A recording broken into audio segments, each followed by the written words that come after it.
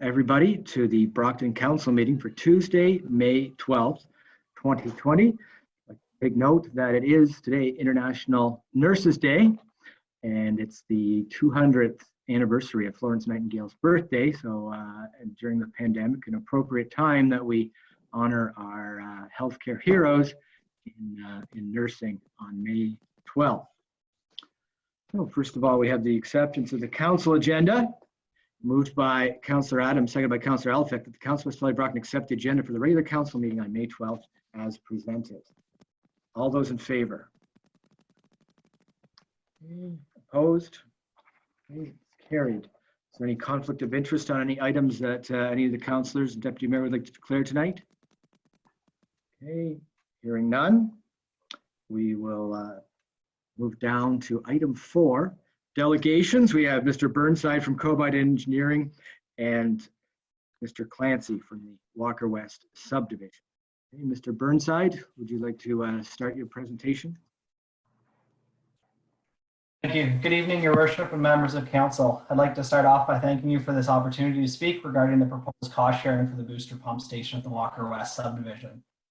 We understand that Council already met a few weeks ago to discuss the cost sharing percentages that we were presented as part of the subdivision agreement, and appreciate you taking the time to hear from us on why we think this should be different than the 70-30 cost sharing that is currently proposed. I want to give you some background on this before I get too far into it on why we feel the cost sharing should be different. In early 2019, when Walker West Estates purchased the land from the previous owner, Snyder Farms, we had a pre-consultation meeting where we discussed the proposed development. As part of this, the cost sharing was mentioned, and based on verbal discussions with staff, including Colin Saunders at the time, there was a discussion on a 50-50 cost sharing, and that's also what had verbally been told to Snyder Farms, who passed that information along to Walker West when they purchased the land. During our meeting, we were also told that Thomas Street was going to be part of the service area for the booster pump station, as a number of complaints had been received regarding the municipality had also installed a chamber for the future pressure reducing valve when Thomas Street was reconstructed at County Road 2 in anticipation of the upcoming development. Now we understand that this has been taken out based on some concerns of Veolia, but at the time when we proceeded with development, we were under the assumption that would be included in the service area. The development proceeded based on the assumption of the 50-50 cost sharing. In October, we requested to modify our pre-servicing agreement to allow underground servicing to begin while the subdivision agreement was finalized, which we were told would be a few weeks away. But to avoid delays, we entered into a pre-servicing agreement so that we could get started. And it was based on, we were still assuming it was a 50-50 cost sharing at that time.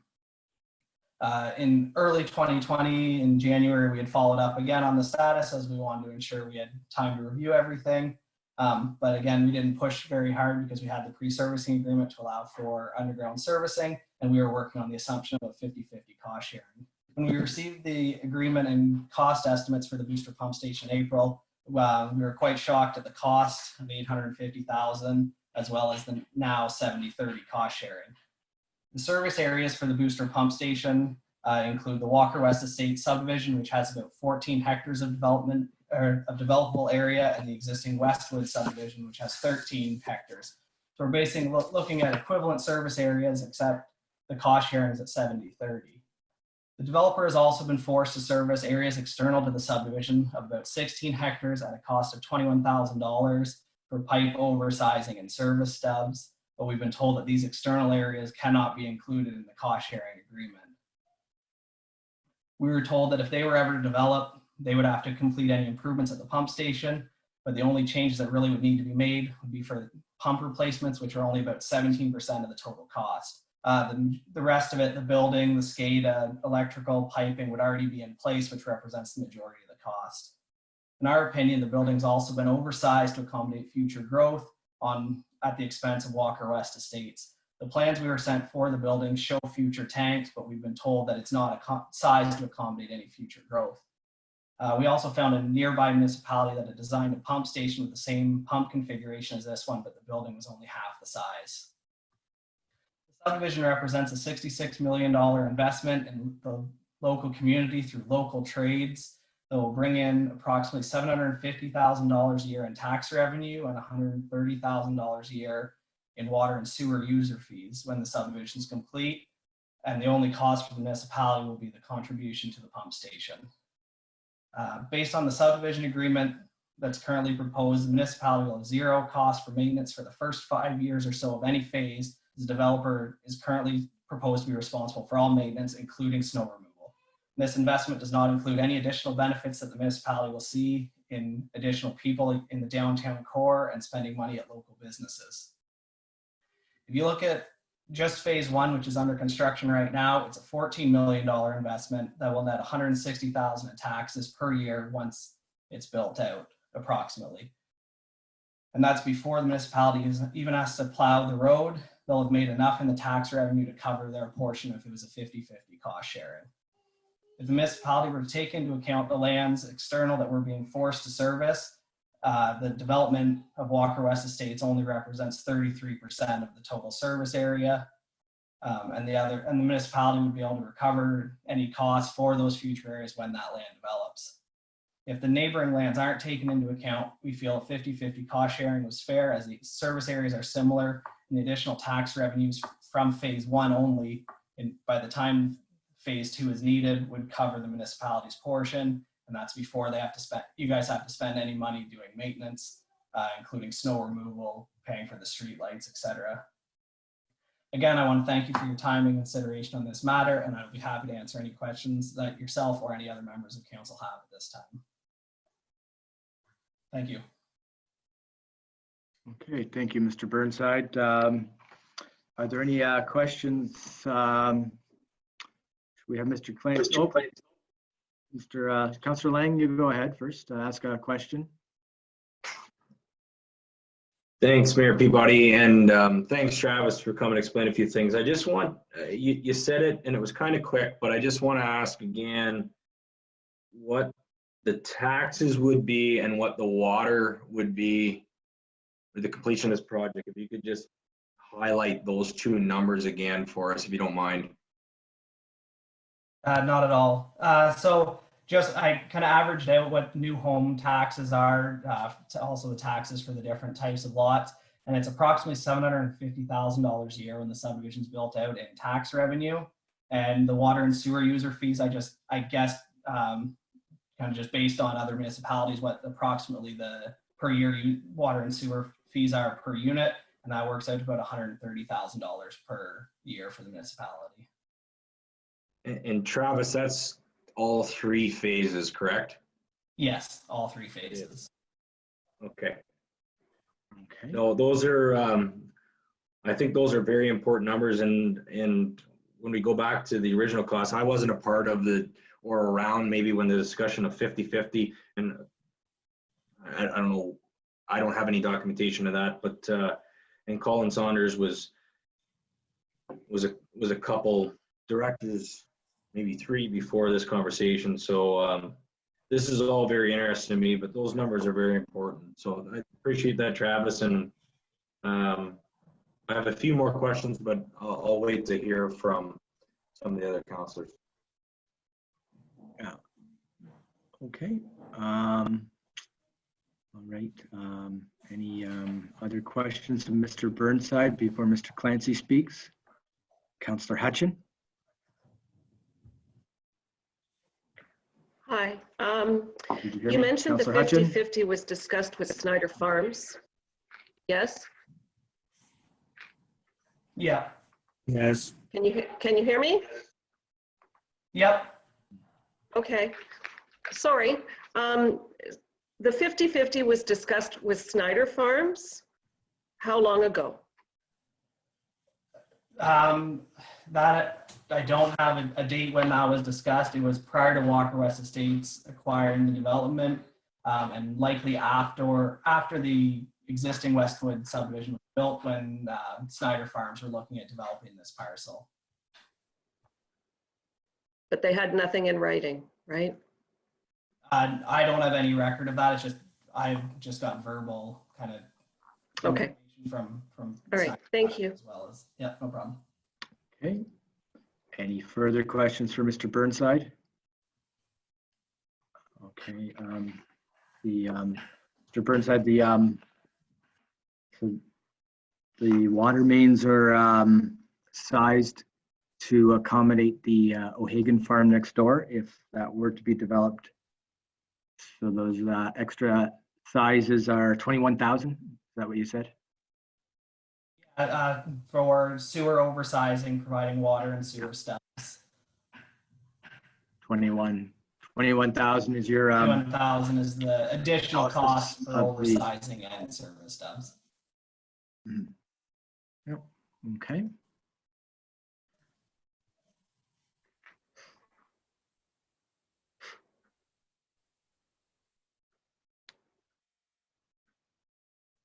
Mayor Peabody, if you don't mind. Muted. Yeah, muted myself. Okay, Mr. Lang, go ahead. No, Travis, I just kind of want to know more about this 50-50 because again, this is probably before my time. Clearly, I wasn't a counselor when Cullen was in place, and it was a cup of coffee when Jamie Morgan was around. So I just want, if you don't mind, just to speak more on what the discussion was of the 50-50. And I understand there's maybe nothing in writing, but how the 50-50 was originally discussed and what the understanding was from the start of this project with those numbers, if you don't mind. Yeah, so a lot of those discussions were also before I was involved in the project, or just kind of information I've received through other people. But at the time when Thomas, it was expected that it would be the subdivision, Thomas Street, and Westwood Estate. So it was the development represented about a third of the service area. But I guess at the time, my understanding is that it was kind of discussed that, the development would pay 50% and then municipality would pay the other 50 to be able to service those existing residents as well. But I don't have a ton of the background, as similar to you, it was before I was involved in the project. Yeah, Bill, maybe I appreciate that. I know Bill's going to speak here too, but yeah, that's just where I'm stuck on, because a lot of this conversation hasn't been privy to council, so it's some of it, most of it is news to us. So I'm just trying to figure it out for me, and if conversations were talked about that prior to the decision from us making a 70-30 decision of recommendation from BM Ross. I find it discouraging not knowing the discussions that were talked about before coming to us. So no, appreciate that, Travis. Look forward to hearing from Bill. Okay, very good. Mr. Clancy?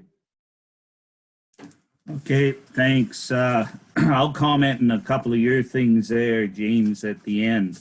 But on May 1st, we had a Zoom meeting with Bruce Potter, PM Ross. I'll just keep calling him Bruce, and Sonia and the other people from the municipality, other employees. Since then, we have not heard back from Sonia or Bruce on some of the simple things that were in there.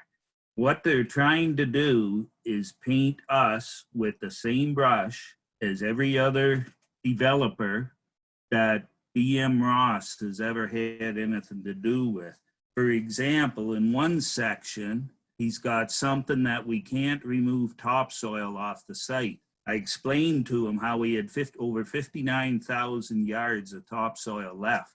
That amounts to about 3,000 truckloads. And yet we have to let municipal staff know, and engineers, when we take it off, like just ridiculous things like that. Why does this development have to get painted the same as other ones that he's looked after? Every one is unique in its own way, and it should be dealt with like that. Immediately following the meeting, in an email from Greg Fertney, he stated the municipality has been working on this booster pumping station for years, and it's already costing a lot of money and wasting time. Why not go back to the agreements of the amounts that was originally discussed? At this point, James, I can explain where the 50-50 came from. It was a little over it was 2 years ago in March that we had our first meeting with different people from the municipality, as well as Travis and Steve Colbean. And that was a pre-consult with the town employees, the Bruce County employees, or delegations like Bruce Stickney and John Gent from the county, as well as the town employees, to go over to see if this project even made sense, if it was viable, and what all was involved in it. That was when it was talked about in the 50-50. I could go back in my records and look exactly what day in March and who all was there, but there was about 10 or 11 people there. So for you to say you weren't aware of the 70-30, and yet 45 minutes after the meeting's over, here's one of your employees that's apparently told that we have to get everything right to explain it so that he, Mr. Fertney, can explain it to you. Well, he obviously knew about it when he said this has been going on for years in the town. That's the thing. Now, the other thing is when it says we are responsible for snow removal on the streets until our warranty period is up, which is 2 years after. Now think about how many phone calls you could get for if we go in and clean the streets off at 5 in the morning and Westwood doesn't get cleaned off till 7 in the morning, who do you think is going to be calling you? People from Westwood, or vice versa if it goes this way. Do you want to field all those calls? Like, what about the public perception that's out there in the street cleanliness? Somebody's going to complain, be it out of Westwood or be it out of our subdivision. What we're trying to do, because we have people that are interested in moving to Brockton, we're trying to get this agreement signed. And back in the middle of October was when the emails started with Sonia that we were going to receive it very shortly. That was before we started spending money there. We were doing things in good faith there and have spent a pile of money. And where are we? We still don't have an agreement signed. Hence, we're losing people to other communities to go build there. So what we're saying is, if you as council cannot come to an agreement or a commonality with us that makes it amicable for everybody, why not sign the agreement for phase 1 with the understanding that phase 2 and 3 can go whenever you want? Or if we don't come to an amicable agreement, we'll just put it back into farmland. So if it goes back into farmland, what's this going to look like for the municipality, 5, 10, 20, 50, 100 years from now, when people look back into the minutes of the council meeting? Will they see this as progression in our community or regression? I'll let you figure that out and decide which way it's going to go. Thank you very much, Mr. Clancy. Questions from council for Mr. Clancy?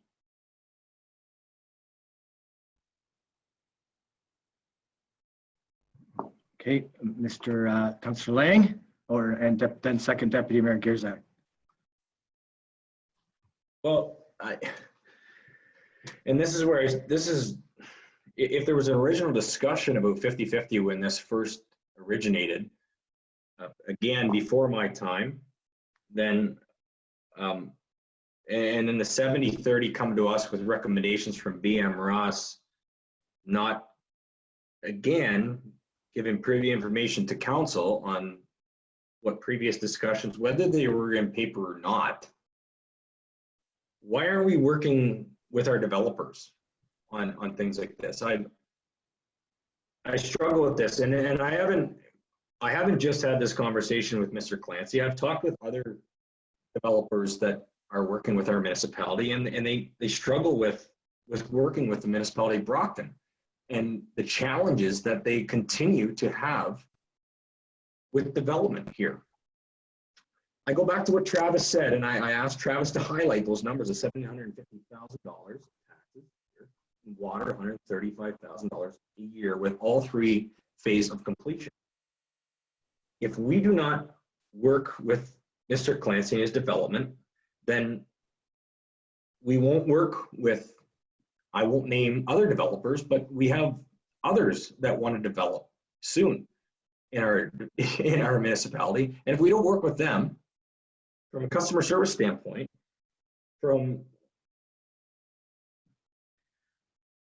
I don't want to say a handshake, but a discussion, like, I struggle with this. And I would just really like to know what we're going to do moving forward as a council to support Mr. Clancy and his development as a group.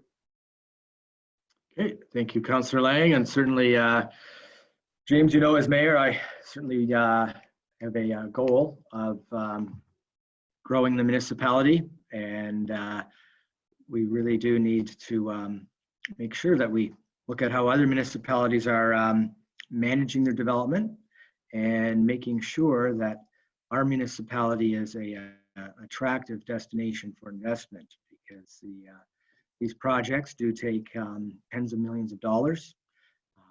Mr. Clancy has to secure the investment. So you're right, Councillor Lang, we do need to, when we do encounter some friction with the development process, we need to ask ourselves, what can we do going forward to make things smoother? If we don't attract the development, we all know that Walkerton on Brockton will, we won't keep ahead of places like Hanover or Port Elgin. Port Elgin's now the size of a city. They've got some advantages that we don't have, but certainly we do always have to keep an eye on our neighbors. Deputy Mayor Gierzak. Thank you. Through you, Mr. Mayor. Mr. Clancy mentioned Mr. Fortney's review of some of this history, and I do seem to recall some discussion in public meetings when we had people from Westwood concerned about, I thought it was concerned about 2 things. One was water flow from the new development towards their property, and I thought there was some concern already at that point that the water pressure within Westwood was not ideal. So my recollection is that there was some discussion of that shortage at that time, and that while perhaps we wouldn't make the investment in a boosting station to bump up Westwood at this point without a new development, it seems to me that that was one of the advantages of moving forward with Mr. Clancy's development. So I wonder if Mr. Fortney can review a little bit of that history with us, whatever he's found in the files that sort of references the level of water pressure in Westwood now and historically.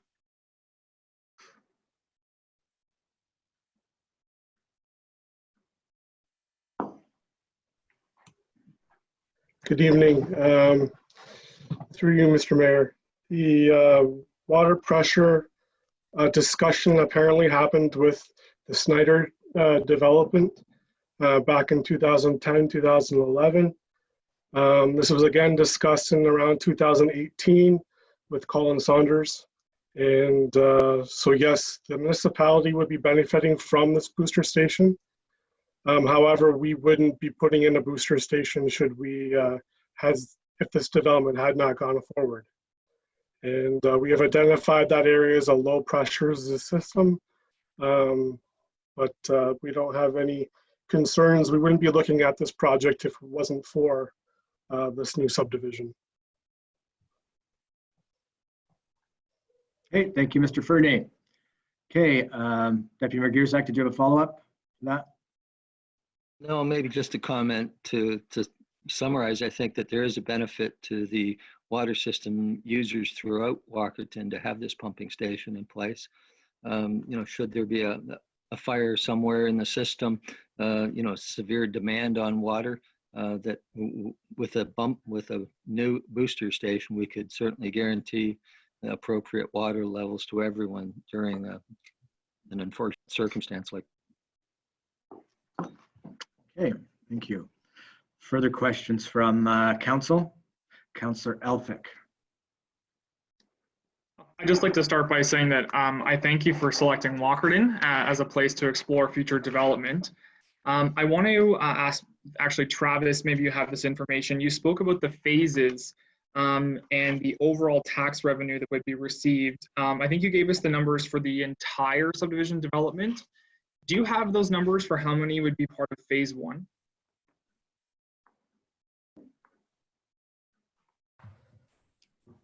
Yeah, so the taxes for phase one, it's approximately $160,000 per year once phase one's built out, and around $22,000 per year in water and sewer fees. I know that was something that Mr. Clancy had mentioned about proceeding with phase one to get the project rolling. And then the other number that was out there was the cost, the additional expansion cost to support any other surrounding development. Do I have that right? It was 21,000 is what I had noted down. Is that correct? Yes, that's correct. Okay. Thank you. Okay. Any further questions? Okay, Councillor Adams. Yeah, that was a good question, Tim. In terms of phase one, certainly we want all phases. We want all phase three. We want the apartments. We want the townhouse. We need to work towards that. And I'm an ex-purchasing manager, so I think we need to work through our problems and get to a solution. That's where we need to go. But that phase one is a good question because there's 36 lots, I believe, guys, in the first phase. And you know, and just put a bit of a perspective on it. If taxes were, say, $6,000 a year for those houses, and probably not too far off that, about 50% of that goes to the municipality. So as Travis mentioned, probably I've got a number here because I already worked it out, the SAF kind of going through some numbers and so on here. There's probably about $110,000 coming towards the municipality every year in terms of additional revenue. So those are good things probably to understand in all of this. Again, we need to work towards a solution. I think we all feel very strongly and very appreciative of Bill to put the development into Brockton. It gives us tremendous spot for wonderful houses. We need to find a solution, and that's, I think, what council needs to be dedicated to, and I'm sure will be. Okay, thank you, Councillor Adams.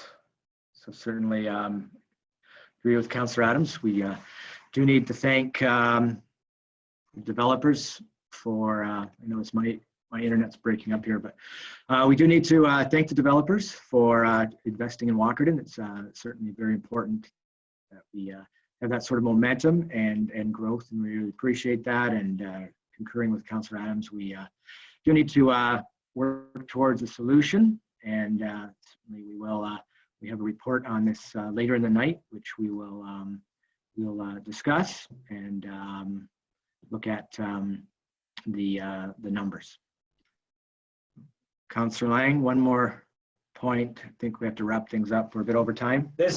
Yeah, I'm not going to beat a dead drum here, but I just think it's important that council and our public know that with Mr. Clancy and his son and their business, they hire local and they give back local. They buy product local, and this is one of the first projects that Mr. Clancy's done within the municipality of Brockton, because it's been a lot easier to do projects outside of our municipality. So I just want to highlight that what they do for us and what they're doing for our municipality is appreciated, and I want to thank Mr. Clancy and Devin and their company for choosing Brockton, and that we all know that the benefits of having them here and supporting not just our tax base, as we talk about as council that we're responsible for, but the product that they buy and the people that they employ and where those dollars are spent. So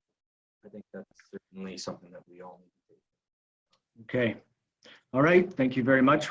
We're going to wrap things up, but we'll let you have one more point, Bill. We're 15 minutes over time, but go ahead. I'll make it quick. I just want to go back to James's question of how council was fed the 70-30 info. It came to Travis's and my surprise when we had this Zoom meeting a week ago Friday. We never even knew that council had met or knew anything about this. And that's why we were trying to have discussions and get this problem solved before it even took up your time. But looking forward to the future, I think it would be a lot smarter, as you said, James, to have the developers involved at the beginning and people that understand this instead of people that are just picking numbers out of the blue sky for the sake of doing their job.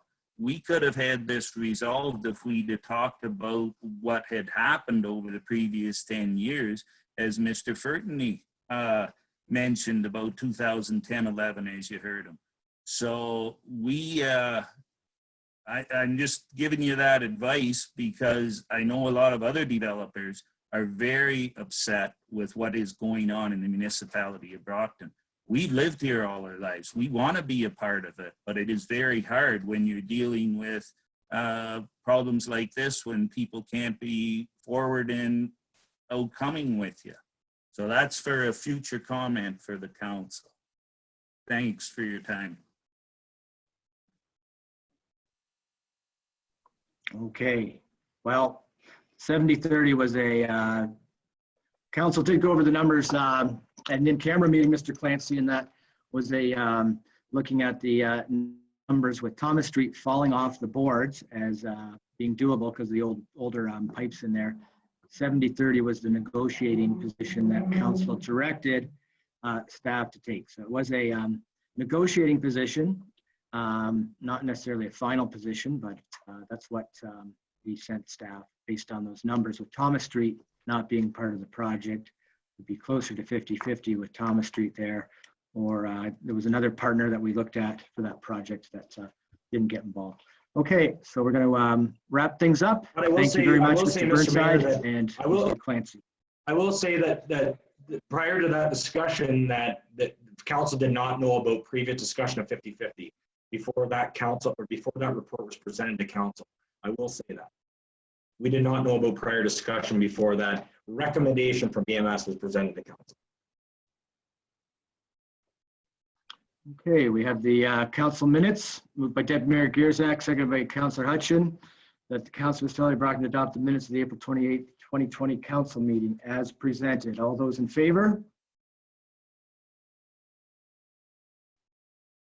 Okay, it's carried. Okay.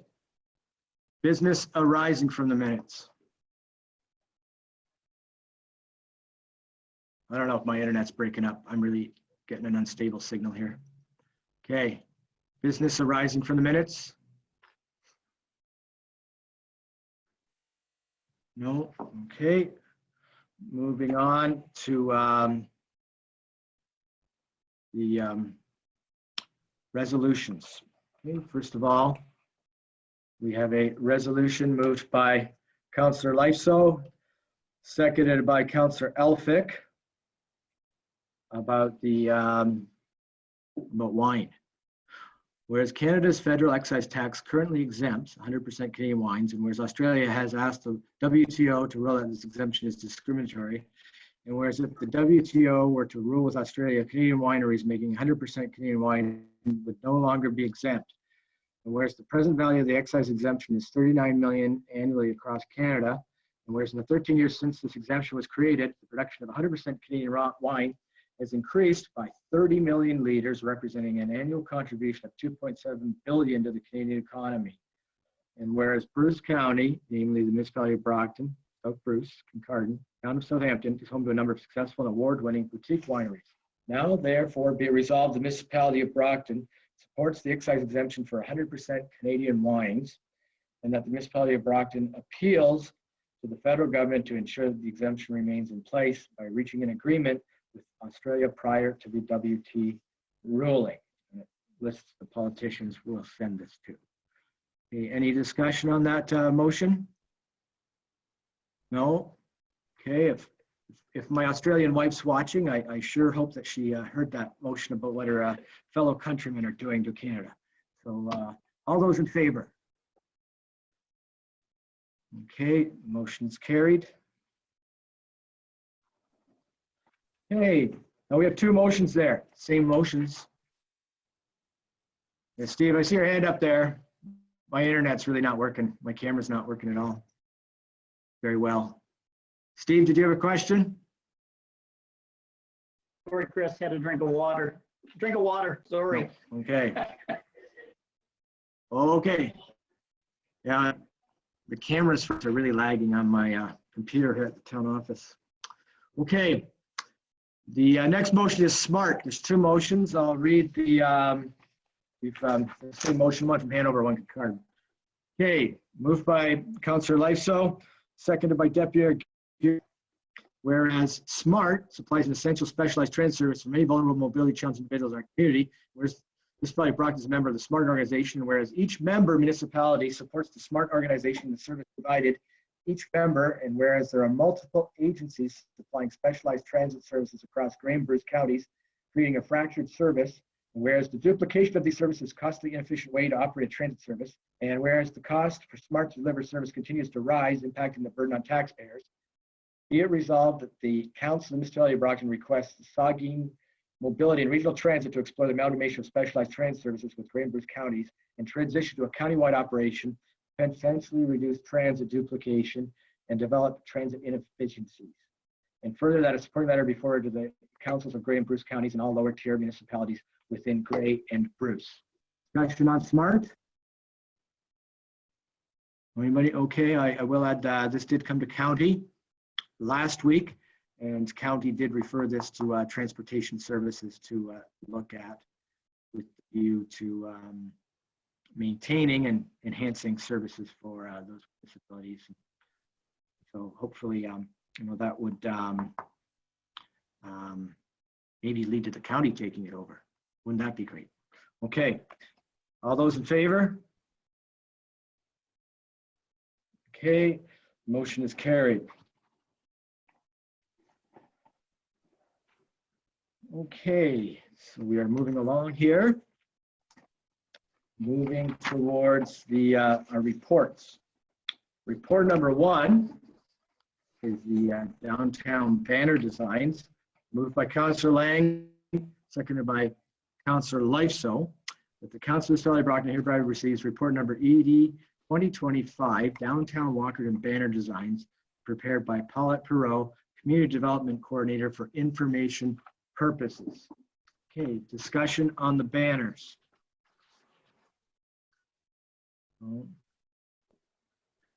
Any discussion on the banners? Okay, all those in favor of the report? Oh, Chris. Any opposed? Mayor Peabody, Councillor Did you not see Elphick my and hand? Adams. Yeah, your cameras are all. Yeah, your cameras are all lagging. They're like your cameras are about a minute behind. I'm gonna have to move my computer somewhere else in the office.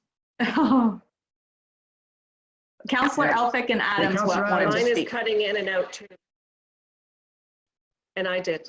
Well, I'm moving somewhere else in the office. Okay. Where's the modem in here? Okay, go ahead, Councillor Adams. Good question. Okay, can everyone hear me? Yes. Yeah. Can somebody at least put a finger up? Can people hear me? Yeah, we're good. You're Yeah, good, we can hear you. We've had this kind of trouble. Go ahead. Okay, question is, Okay, Councillor Adams, go ahead. getting to it. Yes, ex-councillor Oberly had some very good thoughts, which he shared with us the other night. I just want to know if that's been considered in the reporting, in the actual moving forward. He had some good ideas and good thoughts in there. And I guess I'm just wondering what the status of that is. So I guess I would just comment we're only doing one-sided banners. So we were just to bring forward whether you were, council wanted to view the banners that were being applied for. So at this point, they're only for the 55 light standards, and the application is for $3,200. So we'd only be paying half of that, $1,600. I don't know what specific considerations you're speaking to, Steve. Well, it was he talked about the Go ahead, double Steve. banners and the stress on the poles, and there were some good comments in that. So it sounds like it's been addressed. The other piece that I had Yes. was the copy is kind of small on it, and I do know from being involved with doing banners and signs, it needs to be big enough where people don't see it, and I just wanted to make sure that was addressed as well. That had been considered. It was a professional that designed them, and she knew where they were going, so. Okay, I'll take that as an answer. We'll see what they look like. The person that I worked with professionally with in my previous employment, fabulous, and they had set rules because a lot of times in arenas you can't read it. And in our arena, most of the signs you can't read. The sign he did for me, you can read because he did it right. Okay, let's move around the table. We've got lots of questions. Councillor Lang, you're next. Councillor Elphick, then Councillor Hutchin, and then whoever else. Yeah, I won't say too much. I said we budgeted for this very small project downtown, and the shopping is starting downtown, and the signs or the banners that we did have are definitely dated, and in my opinion didn't have very or any context to them. So I think it's great. The KIT committee or whoever worked with, whether it was Paulette that worked with a local graphic designer who also designed our In It Together logo. I think it's great. I support this report, and I look forward to meeting and working with our community improvement committee as a new council rep. I think this is great idea, great design, and I think it'll look great downtown. Okay, thank you. Councillor Elphick. I support the report, but I will echo Councillor Adams that I have some concerns with the accessibility standards of the text and being able to read it. And I'm wondering, before they go to printing, if we could just have it canvassed that from the height that they will be mounted at and the white coloring that they are in, that they will be legible and readable for everyone that's in our community. So I'm just thinking of the accessibility standards that Ontario has set and whether it's the appropriate formatting for that. So I'll just leave it there. So we will double verify. Okay, thank you. Councillor Hutchin. I just wanted to say that I think they're going to be important for our recovery, which might not happen till next year, but hopefully the banners will go up before then. Thank you. Oh no, it's starting now. Okay, who's next? Anybody else? Okay, all those in favor? Okay, thank you. Okay. On to item 7.2, Walkerton Clean Water Legacy Scholarship Fund. Moved by Councillor Adams, second by Councillor Elphick. That the Council Municipality of Brockton hereby approves report number ED 2026, Walkerton Clean Water Legacy Scholarship Fund prepared by Pat Thoreau, Community Development Coordinator, and in doing so approves establishing the Walkerton Clean Water Legacy Scholarship Fund to create an annual bursary for students to pursue studies in clean water management or environmental protection, with an initial investment of $2,500 that will be managed by the Community Foundation Grey Bruce and include local representation on the granting committee, and further that a bylaw be brought forward to authorize signing and establishing the education fund agreement with Community Foundation Grey Bruce outlined in the report. Ms. Perot, did you have a comment on the report?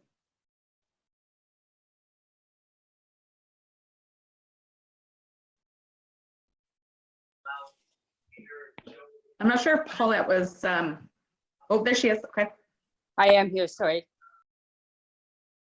Yeah. Can you hear me now? Go ahead, Paulette. And I'm sorry, I didn't hear Yes. the full question before that. Did you have a Just on- question on if you had any comments did on you your have report, anything to comment? Just your that report, to support your report. I just wanted to stress that we had planned the commemoration event, of course, and this was definitely a highlight of the commemoration, I think, in the view of the ad hoc committee. It was something we were very much looking forward to and had budgeted for.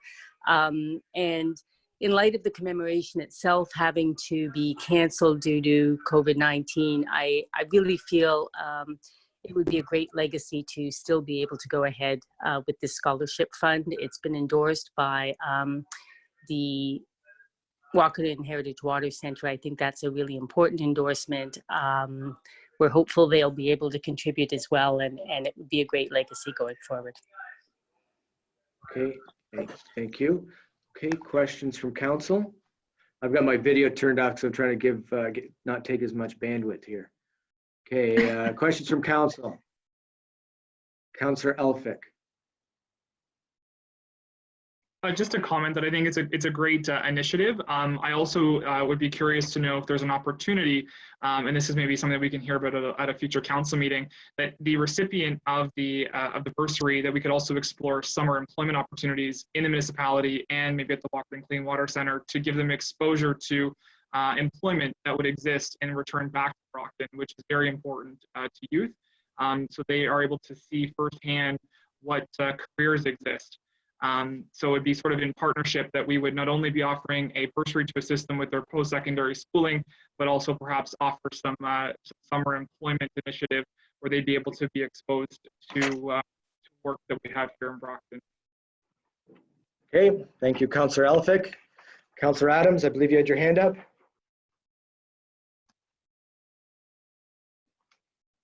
No, I didn't, Chris.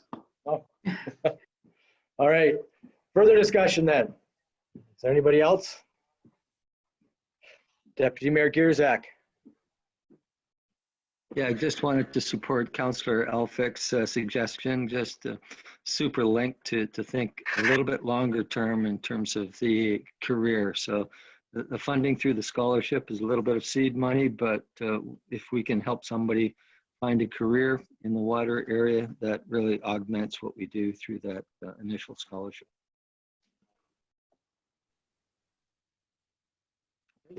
Thank you, Deputy Mayor. Any further discussion? No. Can I? Okay. Seeing none. Yeah, go ahead, Ms. Pro. I just like to comment that we did discuss. Councillor Hutchin.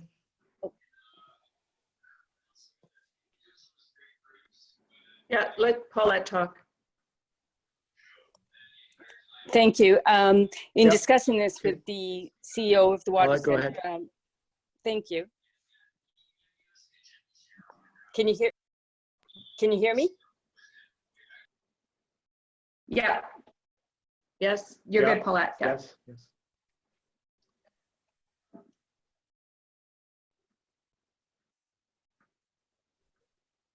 Paulette, we can't hear you No, now. we can't hear you You now. just went on mute, Paulette. How's that? Yeah. Okay. You're on mute. Yeah. There you are. Now we can hear you. Yeah. Great. The Walkerton Clean Water Center does have partnerships with 15 different colleges and many universities, and they do use it as a training ground for a lot of the environmental students and others. And as well, this bursary, if somebody wanted to study clean water management at the water center itself, they would be able to do that as well. So I'm pretty sure they would be open to other placement opportunities as well as that. Okay. Thank you. Councillor Hutchin. Councillor Hutchin, go ahead. Thank you. I thought I don't have the can you hear me? No? Yes. Yep. Yes. Hello? Yes, I can hear you. Yes.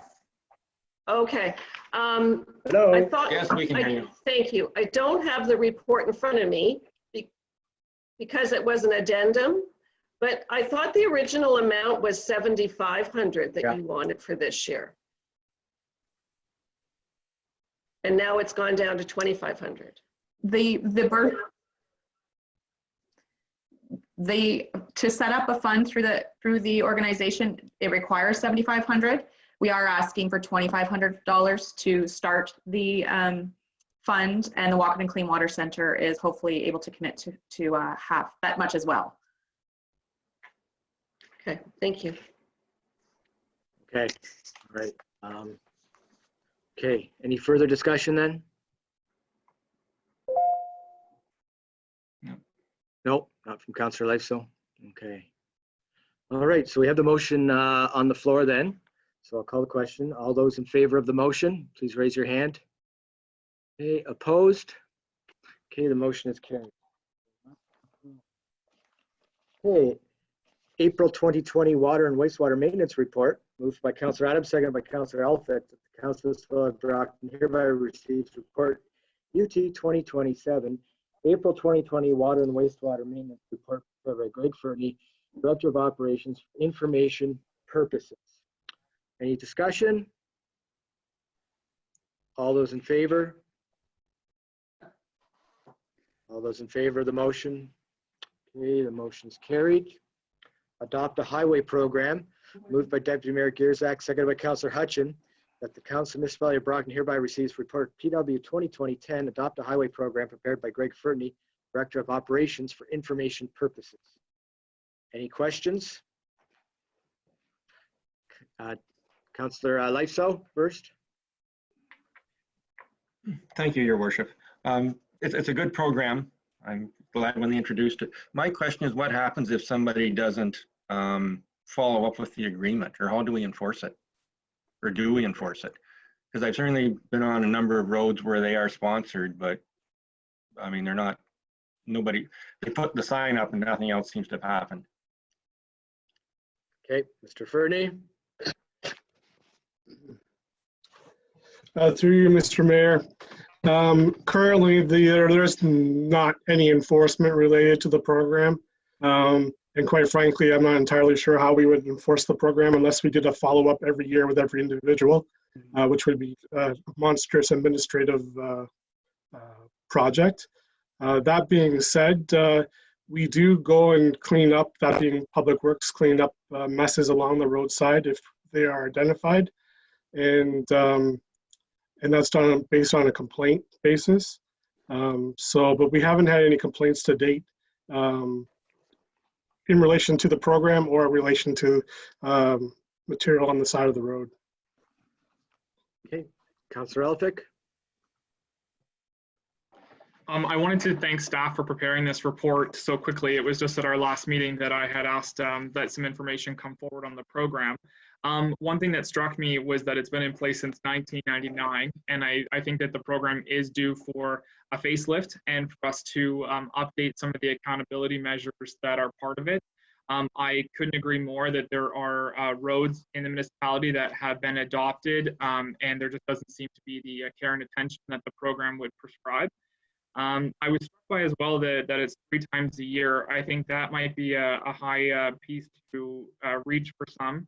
So I'm wondering 2 parts. One, if we could have a bylaw drafted to come forward at a later date, essentially outlining the components of the program for further discussion by council, and also look to introduce sort of accountability measures where the representatives would essentially be selecting their time period in the year when they would be completing this, so that the municipality knows or is accountable to members that might be coming forward to say that this sign is here. We are able to go back and say, well, it was on these dates that they conducted the maintenance.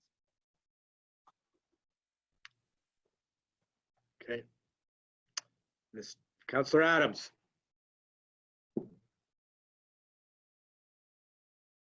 There, did everybody hear me? Yeah, right? Yep. Yeah, okay. Actually, I have 2 because Chris, you didn't see my hand up for the last one. Just to let everybody know on the water, and Greg and I were back and forth on it, Greg. Both the water inflows and the sewage outflows were about half of what they were a year ago, and I think it's a mystery. Anyways, I thought I was going to bring that forward in the last, but I guess you didn't see my hand. This one, Tim and I were back and forth with Greg and Fiona on the Adopt a Highway program. I think probably it was agreed that, you know, when there's time available, obviously this is not at the height of the pecking order, but I think it probably needed a dusting off. I think, Tim, we had some good questions and got some good answers from Greg and Fiona. Thank you. But I think maybe it was left to drift this this program for a while, and probably does need to have a little tidy up. Okay. Any further questions? All those in favor? Okay, the motion is carried.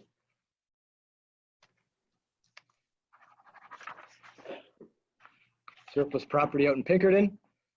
Moved by Councillor Lang, seconded by Councillor Lifestyle, that the Council of Scada Brockton hereby receives report number PW 2020-12, Bruce County surplus property, 373 Bruce Road 15, Village of Pinkerton, for information purposes, and further direct staff to contact Bruce County representatives to express Brockton's lack of interest in the purchase of the property. Okay, discussions with that property out there? Okay, all those in favor of the motion? Okay, the motion is carried.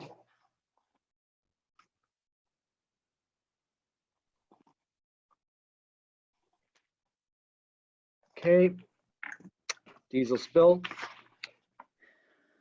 Moved by Councillor Adams, seconded by Councillor Elphick. The Council, Municipality of Brockton hereby receives report number PW 2020-11, Passon Street and Peter Street Stormwater Outlet Spill, prepared by Greg Fertney, Director of Operations for information purposes. Questions? Councillor Adams.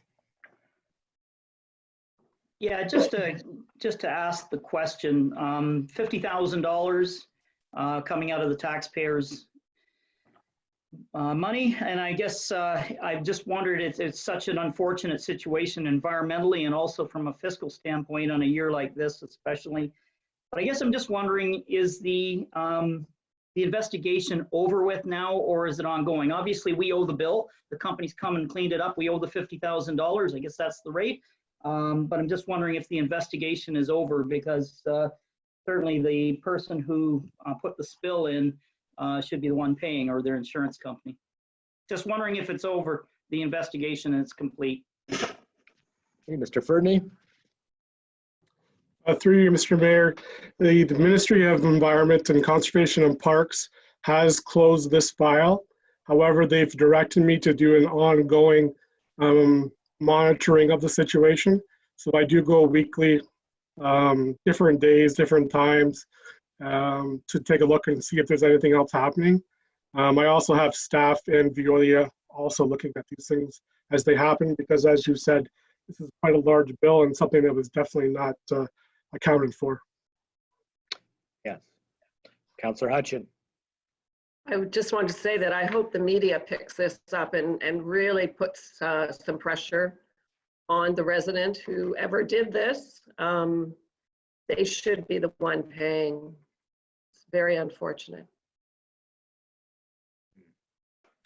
Okay. Councillor Lang. Yeah, I sent an email to Trish. I had good back and forth. The council was all, in that email, and I'm just trying to look at the best option to pay this. And I know 2020, as we all know, is going to be an interesting year for our budget. And if there's any opportunity to pay this collectively right across all reserve funds, if possible, to not take a hit to the general government, to be beneficial.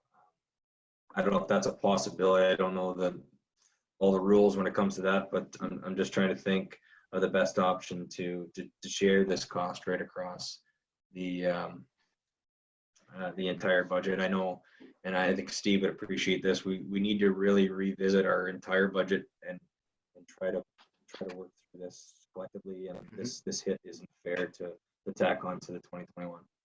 All right, thank you, Councillor Lang. Is that a possibility, Ms. Territory, of taking a levy off of each reserve fund? I don't know. As Councillor Lang suggested. Through you, Mayor Peabody, staff can definitely take a look at the various reserve funds that we have and come back to council with some recommendations. Okay, thank you. All right. All those in favor of the, Councillor Lifestyle. Councillor Lifestyle, yes. Yep, thank you. I just had two questions, I think, arising out of that. One is, if we did take money out of the other reserve funds, would the intent be to put the money back in at a future time? Because I'm not sure it's fair to take money out of reserve funds that are allocated for something else. And the second one, I guess, is should we be setting up a environmental reserve fund?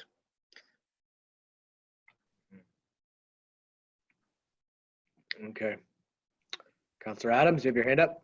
Yeah, very quickly. Appreciate where James was coming from. He's trying to find solutions to come up with some money. I do have concerns, though, in council unilaterally dipping into reserve funds. And I know some of our long-term committee members would be upset as well. So I think we need to be a little cautious in that. I really do. And you know that I like to have a tight budget, but I would be a little concerned with that, doing that unilaterally without having some committee input. It's my 2 bits. Okay. Councillor Elphick? My question as it relates to the insurance coverage, I'm just wondering, because we see how just one situation that's unplanned for can be $50,000, whether we should be exploring having a rider of some kind on our insurance policy to cover an expense like this.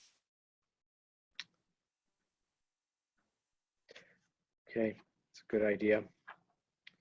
Okay, well, I just can't imagine that the rider would cost us $50,000. I just think that would buy us a lot of protection, perhaps for a number of years for a situation like this.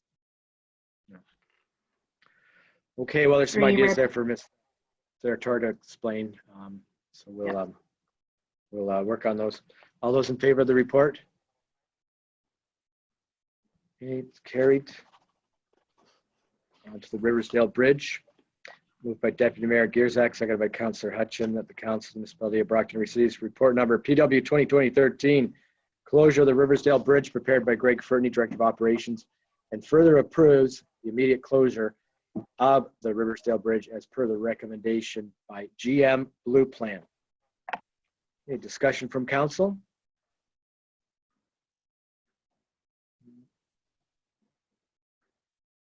Nobody? Okay, all those in favor of the motion? Okay. Opposed?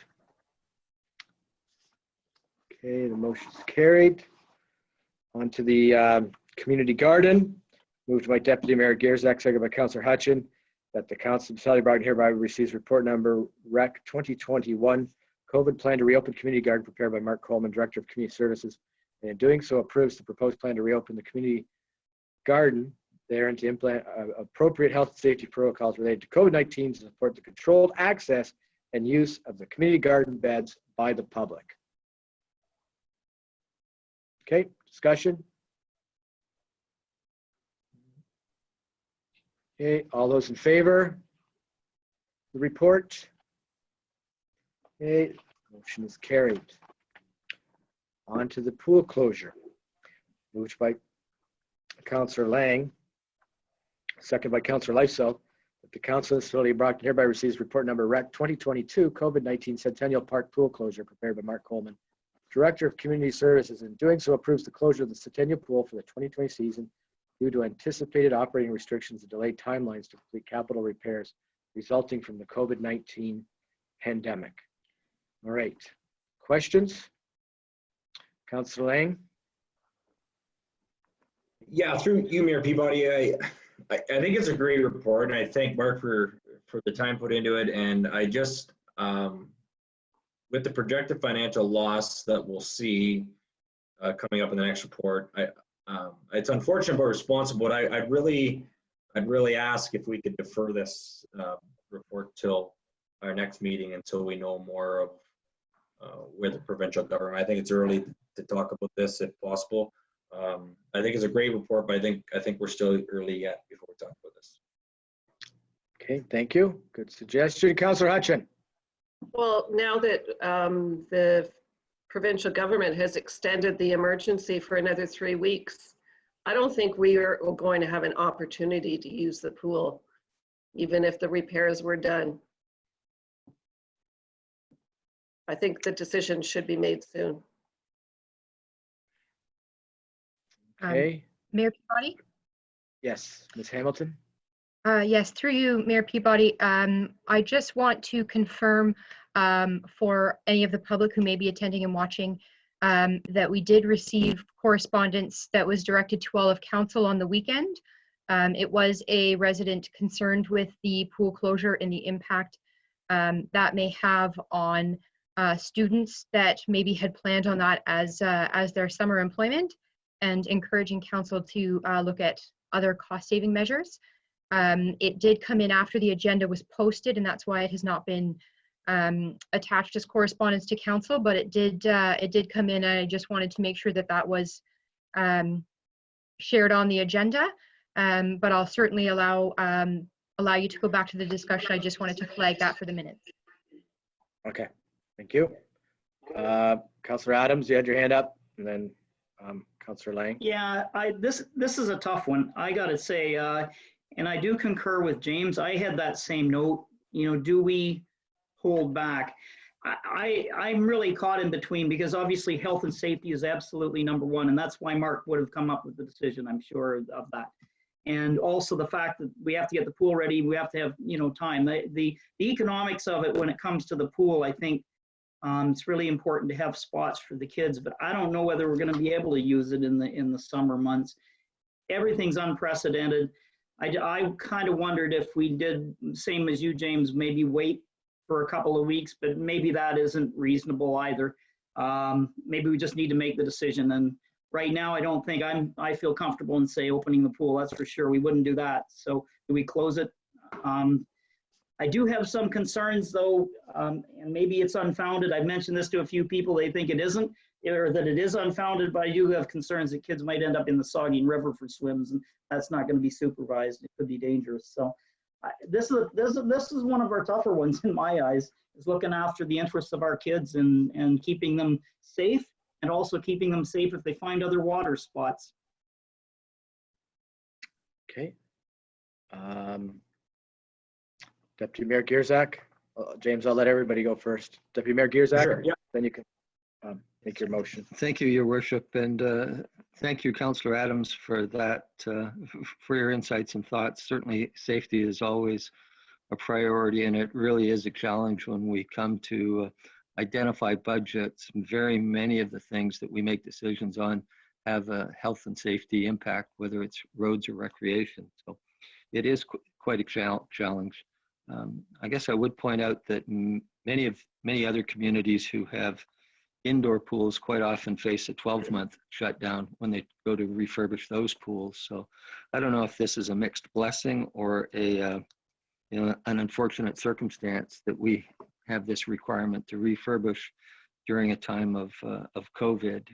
It would be really nice if we had the opportunity to shut down for a short period of time, get the work done, and still have the pool open for the majority of the summer.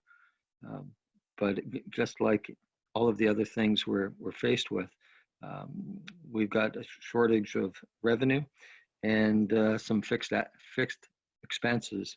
So it is a challenge, and I am also concerned that with some of the ongoing delays that we won't be in a position to open it later in the summer at any rate. So it is a tough decision. Okay, Councillor Alpec. So my question just related to the preparation time to open. So the 2 to 3 weeks, it says delay opening capital work and pool maintenance will be completed by June 5th. Is that something, I'm just trying to put the time together here for the capital work. Is that capital work essential to have the pool open? or is that the work that we talked about during budget? Mr. Coleman. Yes, Mr. Mayor, through you. Yes, the capital work is necessary, repair to reopen the pool.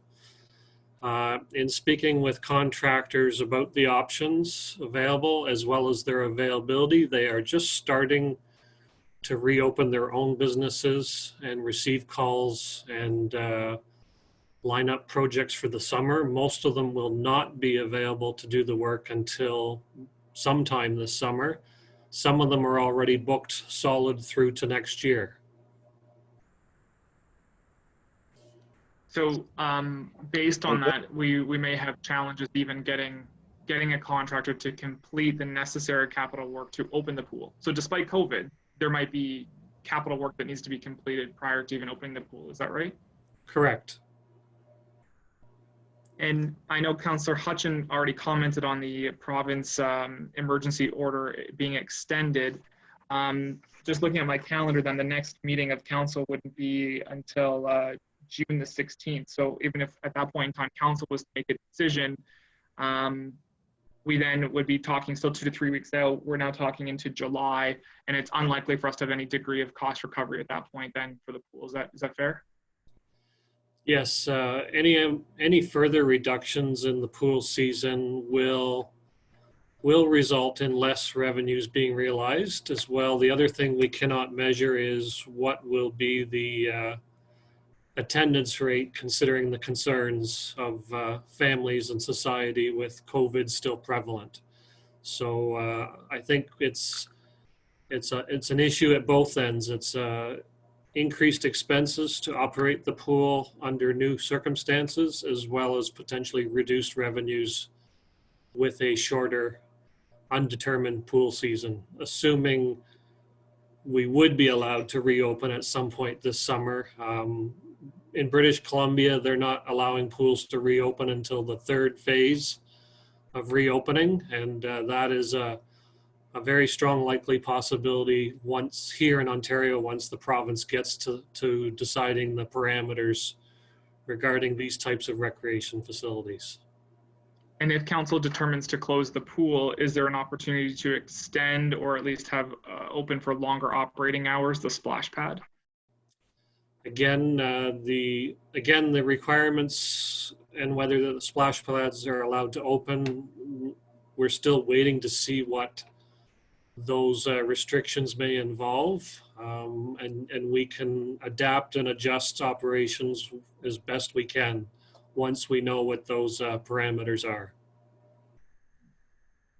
Yeah, so just my last comment is that, maybe it's something that council consider, should we be given the go ahead to have the splash pad open, maybe there's an opportunity for some other degree of portable water feature, if you will, to keep individuals attracted to the Centennial Park area, as opposed to wading into the Saugeen River, if that's a concern.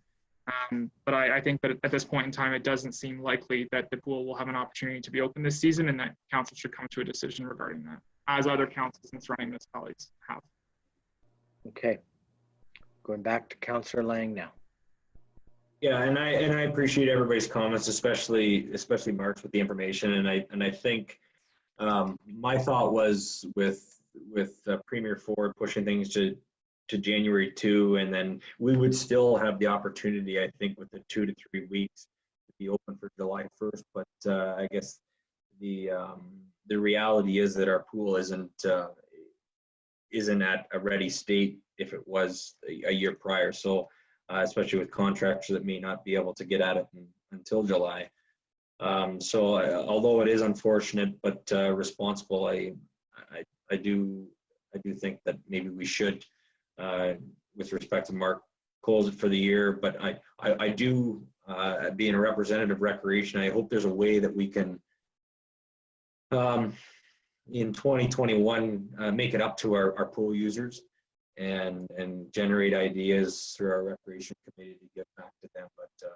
But with Mark's research on this and knowing what contractors' availability is going into the summer, maybe it is the right thing to do to close, unfortunately. But definitely. Okay. All right. Thank you, Councillor Lang. All right. So we've had lots of discussion there. Is there anybody else before we call the question on the pool closure? Councillor Elphick, you want to ensure that the splash pad gets open as soon as possible. So hopefully Mr. Coleman can help us with that and find out what phase it fits in as the province reopens. But that was good research, Mr. Coleman, that BC pools, public pools, not till phase 3. We're not even started yet. So it's going to be a while, unfortunately. Okay. All those in favor of the motion on the Centennial Park pool closure, raise your hand. Okay. All those opposed? Okay. Motion is carried. Somebody can count for me better, that might help, because I'm back to having a real lag on the hands, so it's hard to tell. The internet down here at the office isn't very good. I guess yeah. But somebody will correct me if I make a mistake anyway, I'm sure. So, and I did check, my computer's totally charged, so I'm not sure what's going on here. Okay, on to the COVID financial update implications. Moved by Councillor Adams, second by Councillor Elphick, that the Council is probably brought in hereby approves report number FIN 2020-19 COVID-19 financial implications update number 3 prepared by Trish Sartori, CFO, and approves deferring the capital and special projects described Schedule B and further approves in principle the proposals made by staff in relation to the operating expenses. Okay, another very detailed report, very important report. Thank you very much, Mr. Sartori. Questions from Council? Okay, who would like to go first? Councillor Adams. Just like to compliment Trish on that report. I think the report is very detailed.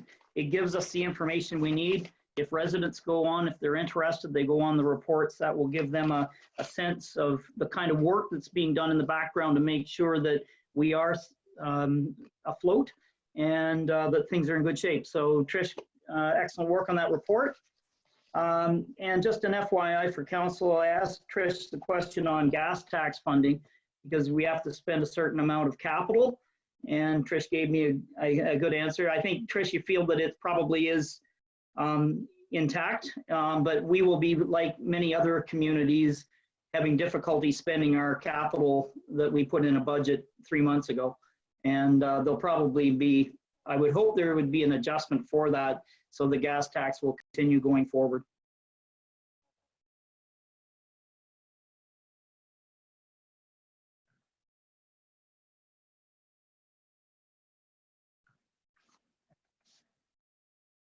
You're on mute, Mayor Peabody. I'm on mute. Councillor Lifeso. Councillor Lifeso, go ahead. Just thank you. Just a quick question on the gas tax then, if Trish can answer it. My understanding is the gas tax actually may be lower this year because there's less gas being used, and it's based on usage, like not by us, but federally.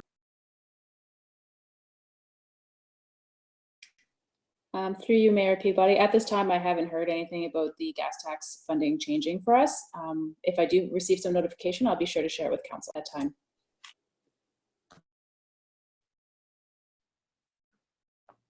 Okay, thank you very much. Any further questions? Anybody else? Okay, so we have the motion on the floor. I'd like to thank the staff for putting this together. I think that it's important to show that we are acknowledging the economic suffering that's going on in the community and preparing to adapt to that in case we so we don't have to go over budget. It's very important. I know some other jurisdictions aren't doing this, just carrying on as status quo, and I don't think that's certainly responsible. Okay, all those in favor of the motion?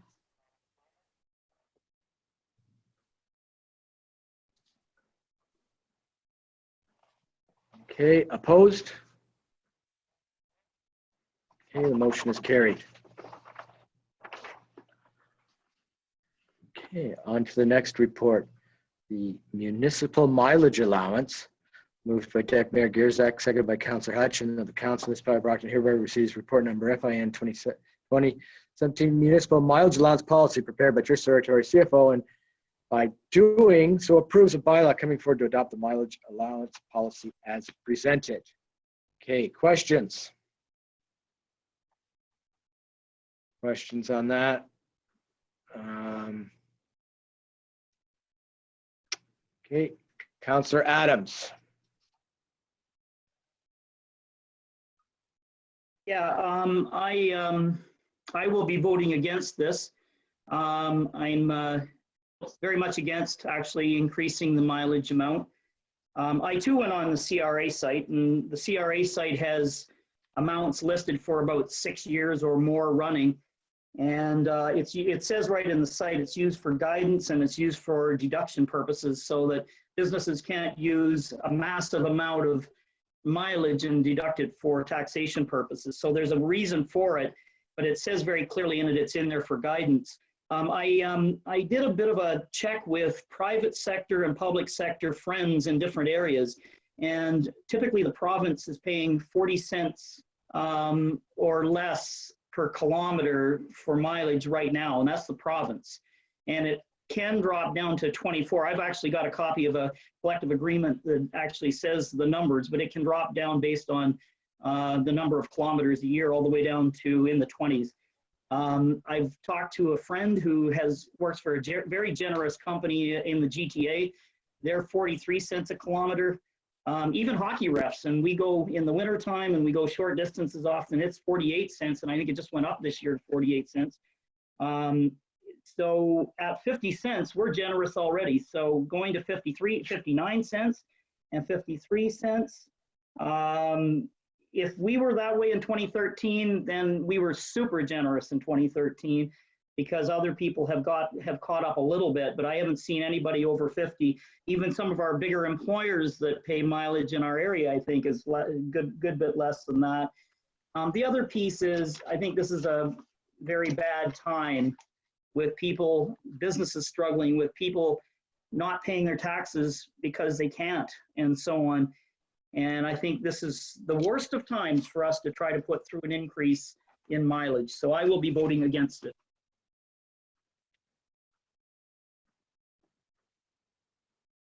Councillor Hutchin.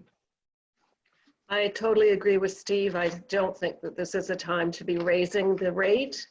If anything, we should lower it because the price of gas has gone down significantly. Okay. Councillor Elphick. Yeah, I as well was left with a little bit of a sour taste when I read this report, given that the prior report was about the expenditures that we were going to be reducing in the municipality. I think that the 50 cents per kilometer is entirely fair and reasonable at the current level, and an increase of 9 cents is significant. So I will be voting against. Okay. Right, so we have a lot of strong opposition. Would anybody else like to speak? Councillor Lifestyle. Thank you, Your Worship. I agree that it's probably, well, not probably, it is not a good time to increase mileage rate. At the same time, quite frankly, if Canada Revenue Agency suddenly decides to do it as a taxable benefit, I think we'll have some unhappy people, rightly. So I guess my question is, if we would put a policy in place that if CRA did decide it was unreasonable and added as a taxable benefit, would we reimburse those people that were hit? Because it's certainly not the intent that it's a taxable benefit.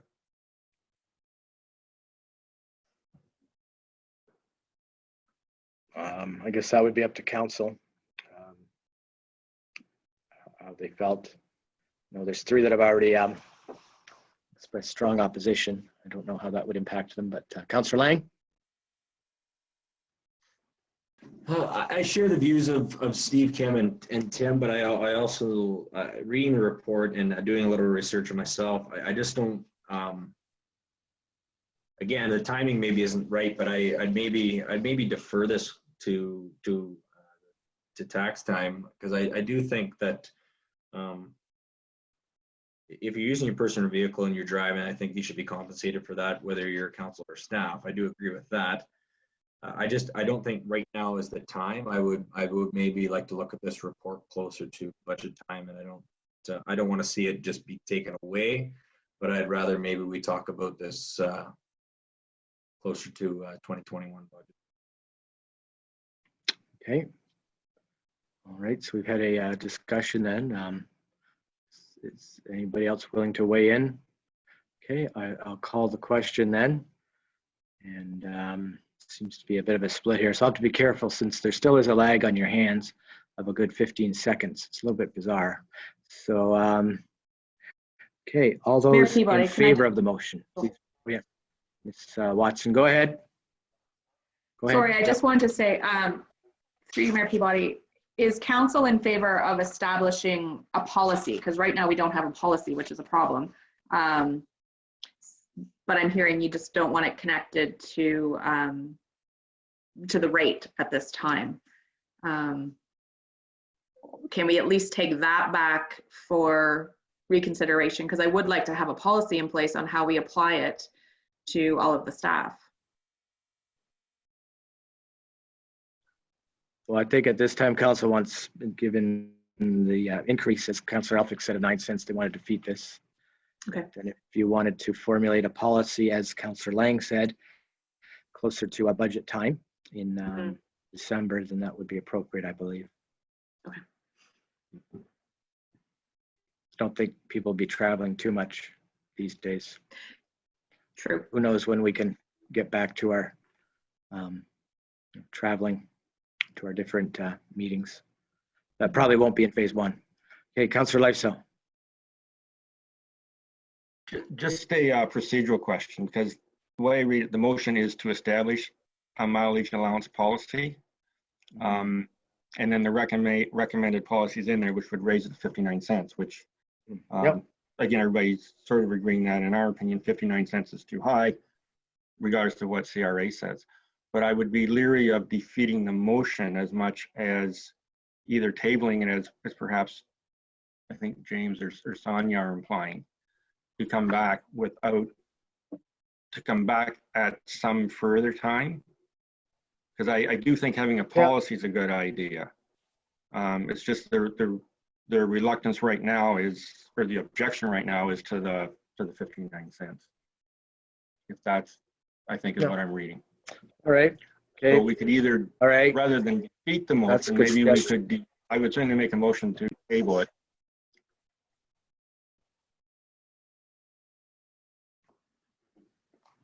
Okay.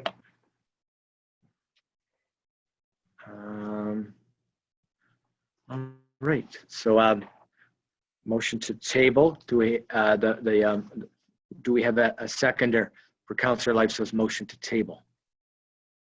Yeah, are we going to second that motion? Yeah. Okay, very good. Councillor Lang.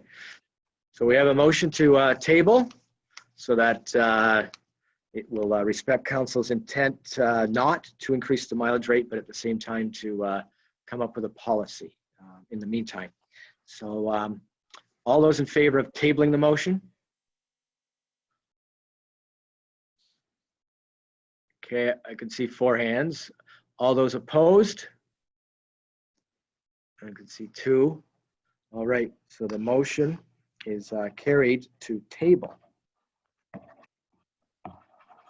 Okay, on to the charitable donations tax receipts policy update. Moved by Councillor Lang, seconded by Councillor Lifestyle, the Council of Brockton hereby receives report FIN 2020-18 charitable donations tax receipts policy update prepared by Trish Territory, CFO, for information purposes, and doing so accepts and authorized the revised changes to the charitable donations tax receipts policy and further approves a bylaw coming forward to amend the policy and a bylaw coming forward to amend the Brockton Heritage Committee donation policy bylaw, which references the previous bylaw 2011-65 and charitable donations policy. Questions?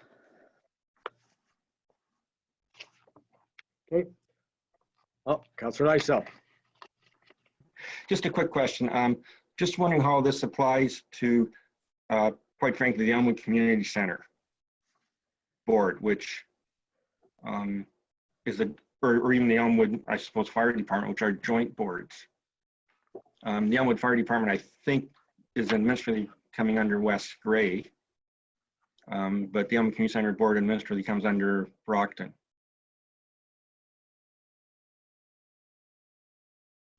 Okay, Ms. Sartori.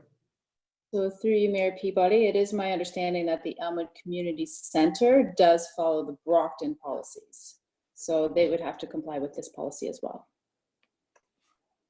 Okay. And typically any donations they do receive do come through the municipality.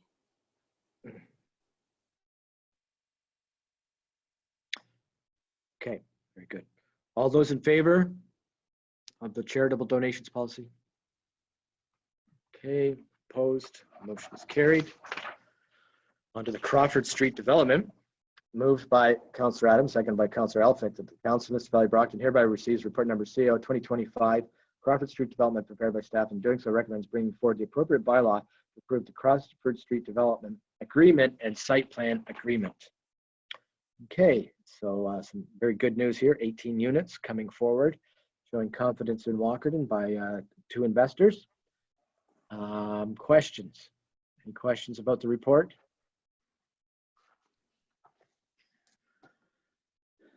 Anybody? Okay. There's no questions. So here we have excellent news. Okay, all those in favor of the report? Okay, motion is carried. Remax Land Exchange parking request.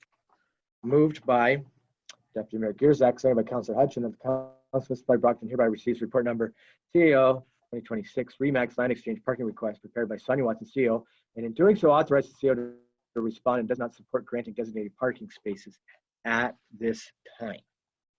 Okay, discussion on the newly acquired parking downtown. Councillor Hutchin. Thank you. I hate to set a precedent of designating parking spots in a public parking lot when no other businesses have that opportunity. I don't think we should be doing this. Okay, thank you. Further input onto this, Councillor Lang. Yeah, I absolutely agree with Kim. I don't know what parking they had prior to this that they needed to have their own added, but we don't even know what the design of our personal park is going to be like yet. We've had unfortunately, we haven't had any meetings from a recreation committee to discuss this, and I think it's too early to identify and say that certain parts of a parking lot are going to be an individual business owners downtown when they didn't have those before. So I agree with Kim, and I don't think we need to be, that shouldn't be in discussion right now until we know what the design of our piece of property is going to look like. Okay, very good. All right, Councillor Adams. Councillor Adams. Yes, I agree, and with Kim and James. I did have a question though. There's quite a bit of equipment in there, like construction equipment in the lot right now. I was just wondering, it's a bit aside, but 15 seconds worth, what are they doing in there in that lot? Yeah, Ryan and Jesse are the guest house plant store. Their lease is up in 2 weeks. So Ryan has been busy renovating. It's all drywalled. The front is being rebricked. There's brand new windows in and doors. It's been sublet into two spaces. And Ryan's really hustling so Jesse can move into that. So he's got his brick there and his today the electric, Weber's Electric was in doing work in the park there where you saw him. Yeah. So he's going to be out of there very quickly because of I was talking to him today, because of the deadline he's got to stop paying rent across the street. Yeah, no, I just wondered that, and we want to support him for sure.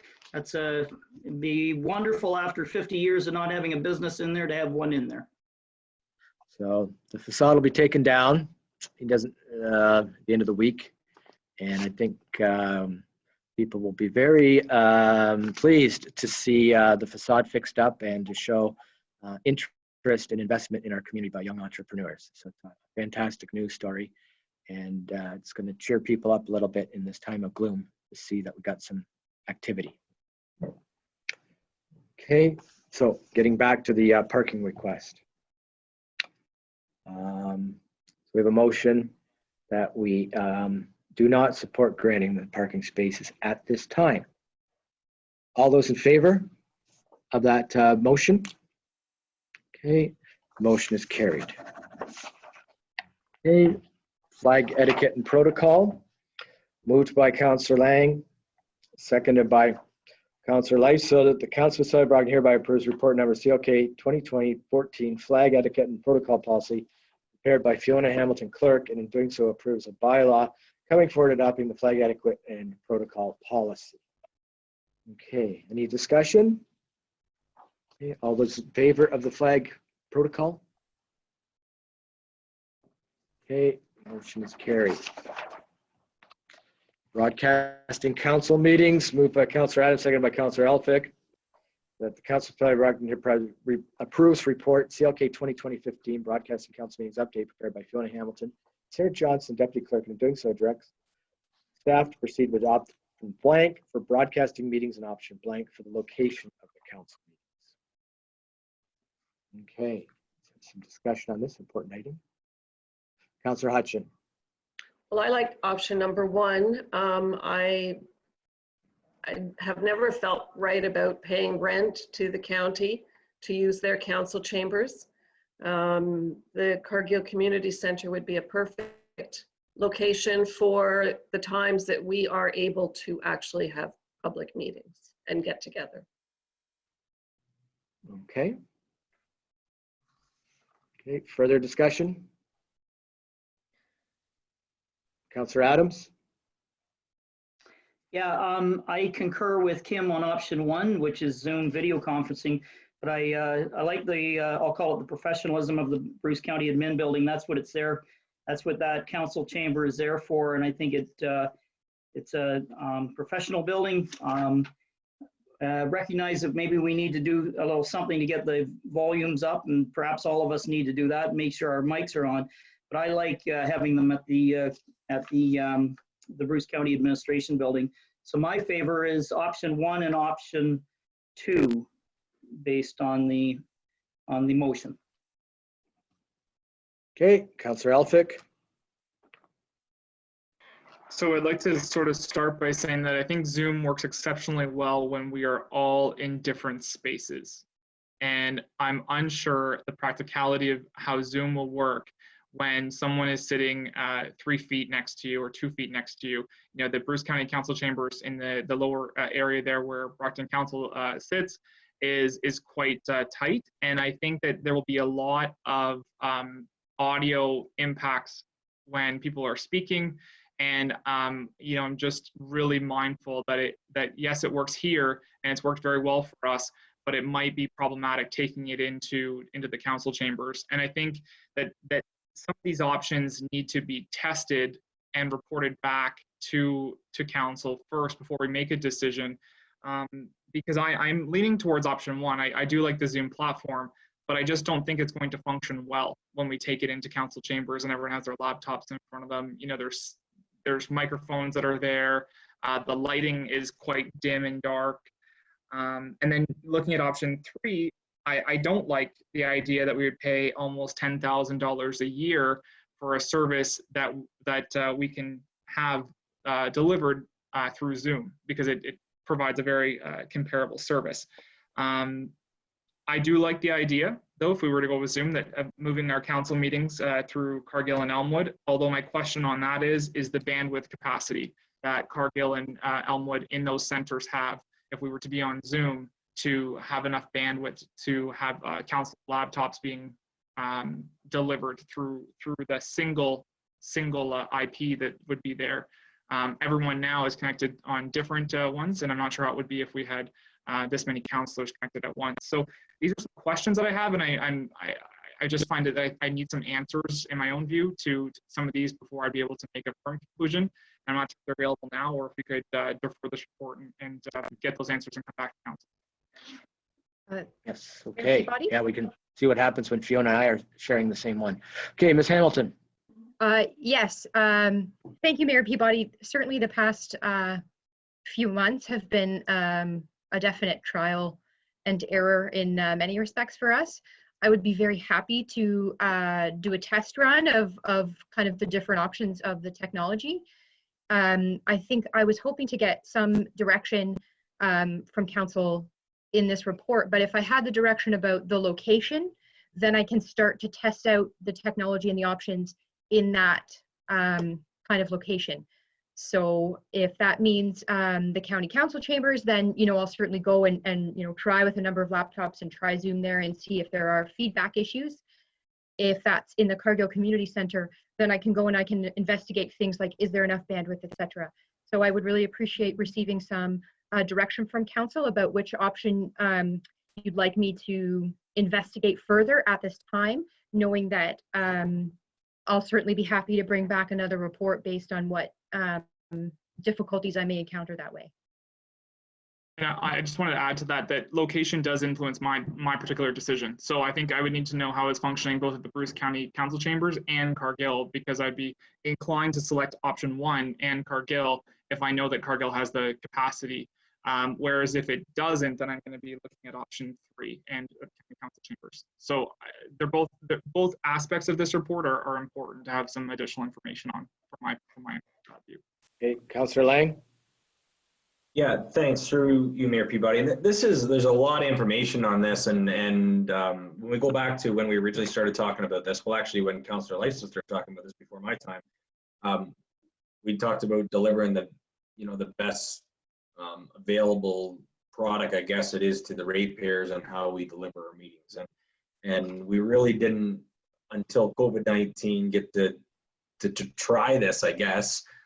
Through Zoom, and we saw a price that was ridiculous through eScribe, and then when we got some information through Whiteman's, and then the ability through Zoom, a time to actually be able to play with this. This has been a pretty interesting trial run for everybody, and staff sits on Zoom meetings more than we do on a daily basis, so they know what it's all about. But I certainly agree with Councillor Adams and having the chambers. I think it's important to meet in person, and I think it's the professional setting, and I agree with Councillor Alford too.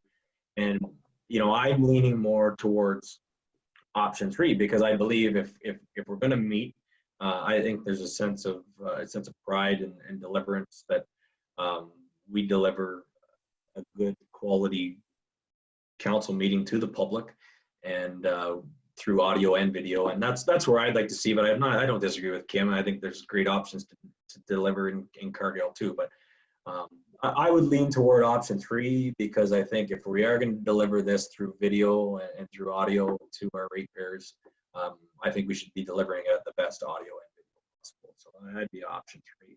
And I commend staff for battling through the ups and downs of learning this in a short period of time. I think they've done a great job. Okay, thank you. Deputy Mayor Gierzak. Thank you. Certainly, I agree that good quality, professional quality is very important. And I note that we've got perhaps 23 guests this evening who may not regularly attend our meetings, but find it easy and interesting to do from the comfort of their own homes. So I think that's a tremendous positive in terms of accessibility and then sharing our message and communication with the broader community. So I lean a little bit towards the first option, again, assuming, as Councillor Elfrich pointed out, if we can get the bandwidth we need from Cargill and Elmwood, I think we also have the options then of looking at whether or not it's the Fire Hall or the Walkerton Community Center or Victoria Jubilee Hall, depending on the issue that's before us. We may be able to move it around a little bit, but again, always falling back to, I think what Councillor Lang was leaning towards was ensuring that we have a professional approach going forward. So ensuring the audio and video is at the appropriate level. And I would also anticipate that, moving forward 6 months out, 12 months out and further, that the technology will continue to get better. So it will be easier for us to meet in those remote locations as we move forward. Okay. All right. Okay. Councillor Lifestyle. Thank you. One of the 23 participants is actually the president of the Elmwood Community Center Board, who has advised me that they do have the bandwidth at Elmwood, if necessary. I agree with everything Councillor Lang has said. I think if we're going to do it, when we have the option, it should be done professionally and presented in a professional manner. We have talked earlier about being attractive to people coming to Brockton. And I know it's maybe a minor point, but certainly I would like to go to a community that operates professionally and acts professionally as opposed to one that doesn't. I do like the idea of, I like the way we have met in Elmwood and Cargill, once or twice a year each. I think it's important to keep on doing that. But I also think at the end of the day, it is important to have our, I guess I'm going to say our main meetings in a professional setting.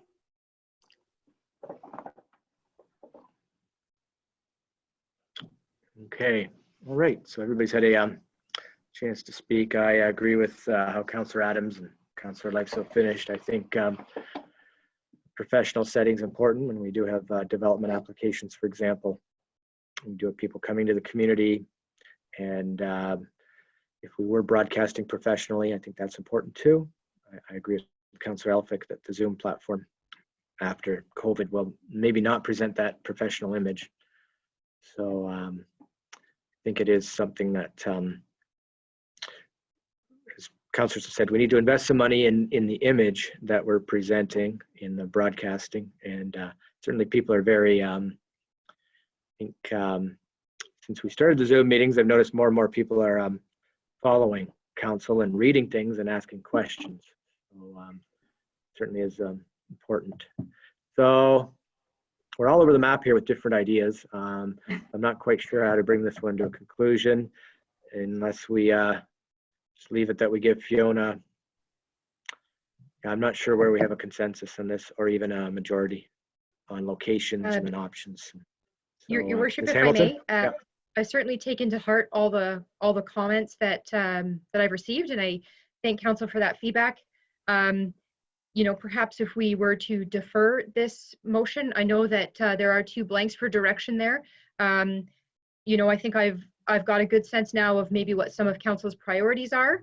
I can make some inquiries about the bandwidth, about the feedback.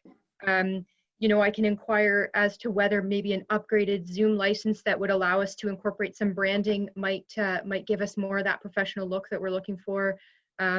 I can kind of go back and try to ask some more questions about that. So I am very happy to, if we were to defer the motion, I could kind of bring back another report with additional details. I would maybe just ask if council can be patient with me and allow me some time to do that, because we have had a challenge necessarily getting through to people or getting information, and so it can take some time to get those quotes together. But I'm very happy to continue to bring back more information. Okay, councillors Elphick, we got 3 councillors, Elphick, Lang, and Lifeso want to speak. Okay, Elphick first, please. I would just move a motion to defer this report formally, if that's necessary, and to have it come back to a council meeting. Okay, moved by Councillor Elphick. Would anybody second that? I second that, and I want the very best quality, Councillor Peabody. Okay, very good. And Councillor Lifeso, did you want to speak to that? Actually, I was just going to either move or second the motion as well. The only other thing I would like at some point in time is if we could get some feedback as to the numbers of people that are watching either during the council meeting or on YouTube afterwards. Yep, thank you. Sarah, Yes, I can definitely include, through you, Mayor Peabody, I can definitely include that information again in the meetings. I can tell you that in addition to our panelists, we have 9 people who are attending us right now. And I believe that we had about 112 that watched our last YouTube video. But I can definitely provide those numbers all the time about how many viewers are accessing and that kind of information. Okay, all right, so we motion to table on the floor. All those in favor? All those opposed? Okay, motion to table is carried. Okay, I believe we're finished reports. Is that correct, Ms. Hamilton? With all the moving about, I don't have my agenda in front of me. I've just got the sheets here. Yes, that's correct. We have finished the reports, and public notification would be the next item on the agenda. All right, I'll read the accounts and I'll go get the public notification. Or you could bring it to me maybe. The accounts. Okay, moved by Deputy Mayor Gierzak, seconded by Councillor Hutchin. With the council's probably brought an approved payment of the accounts in the amount of $605,573.87. All those in favor of the accounts? Okay, the motion is carried. Public notification.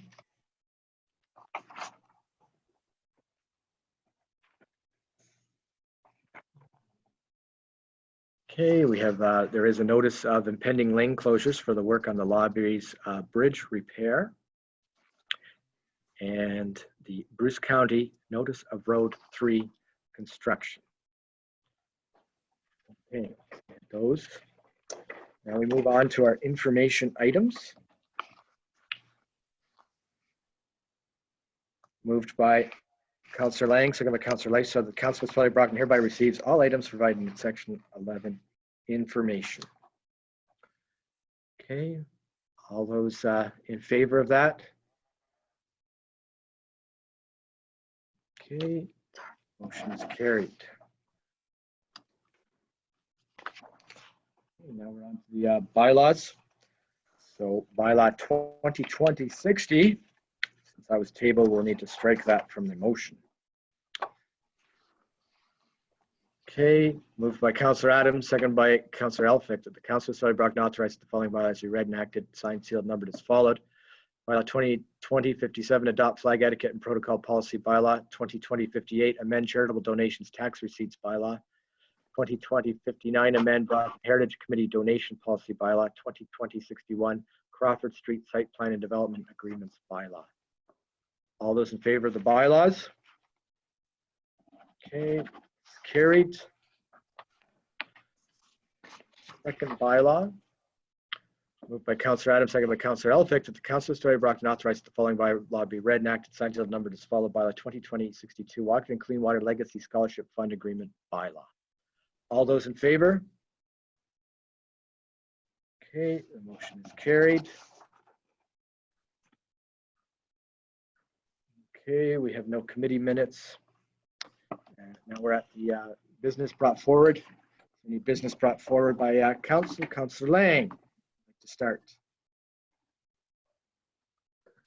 Sorry, come off there. A few items, and this would normally be discussed in committee, recreation committee, but I was talking with Chepstow, and just a reminder, I'm sure it's coming soon, but I was talking to the representatives of Chepstow Minor Sports.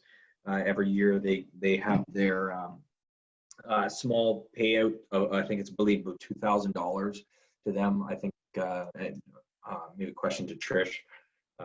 They continue to do, I know that they're maybe not going to have minor sports this year, but the $2,000 would certainly go towards the upkeep of their facilities and their grounds. That would be number one.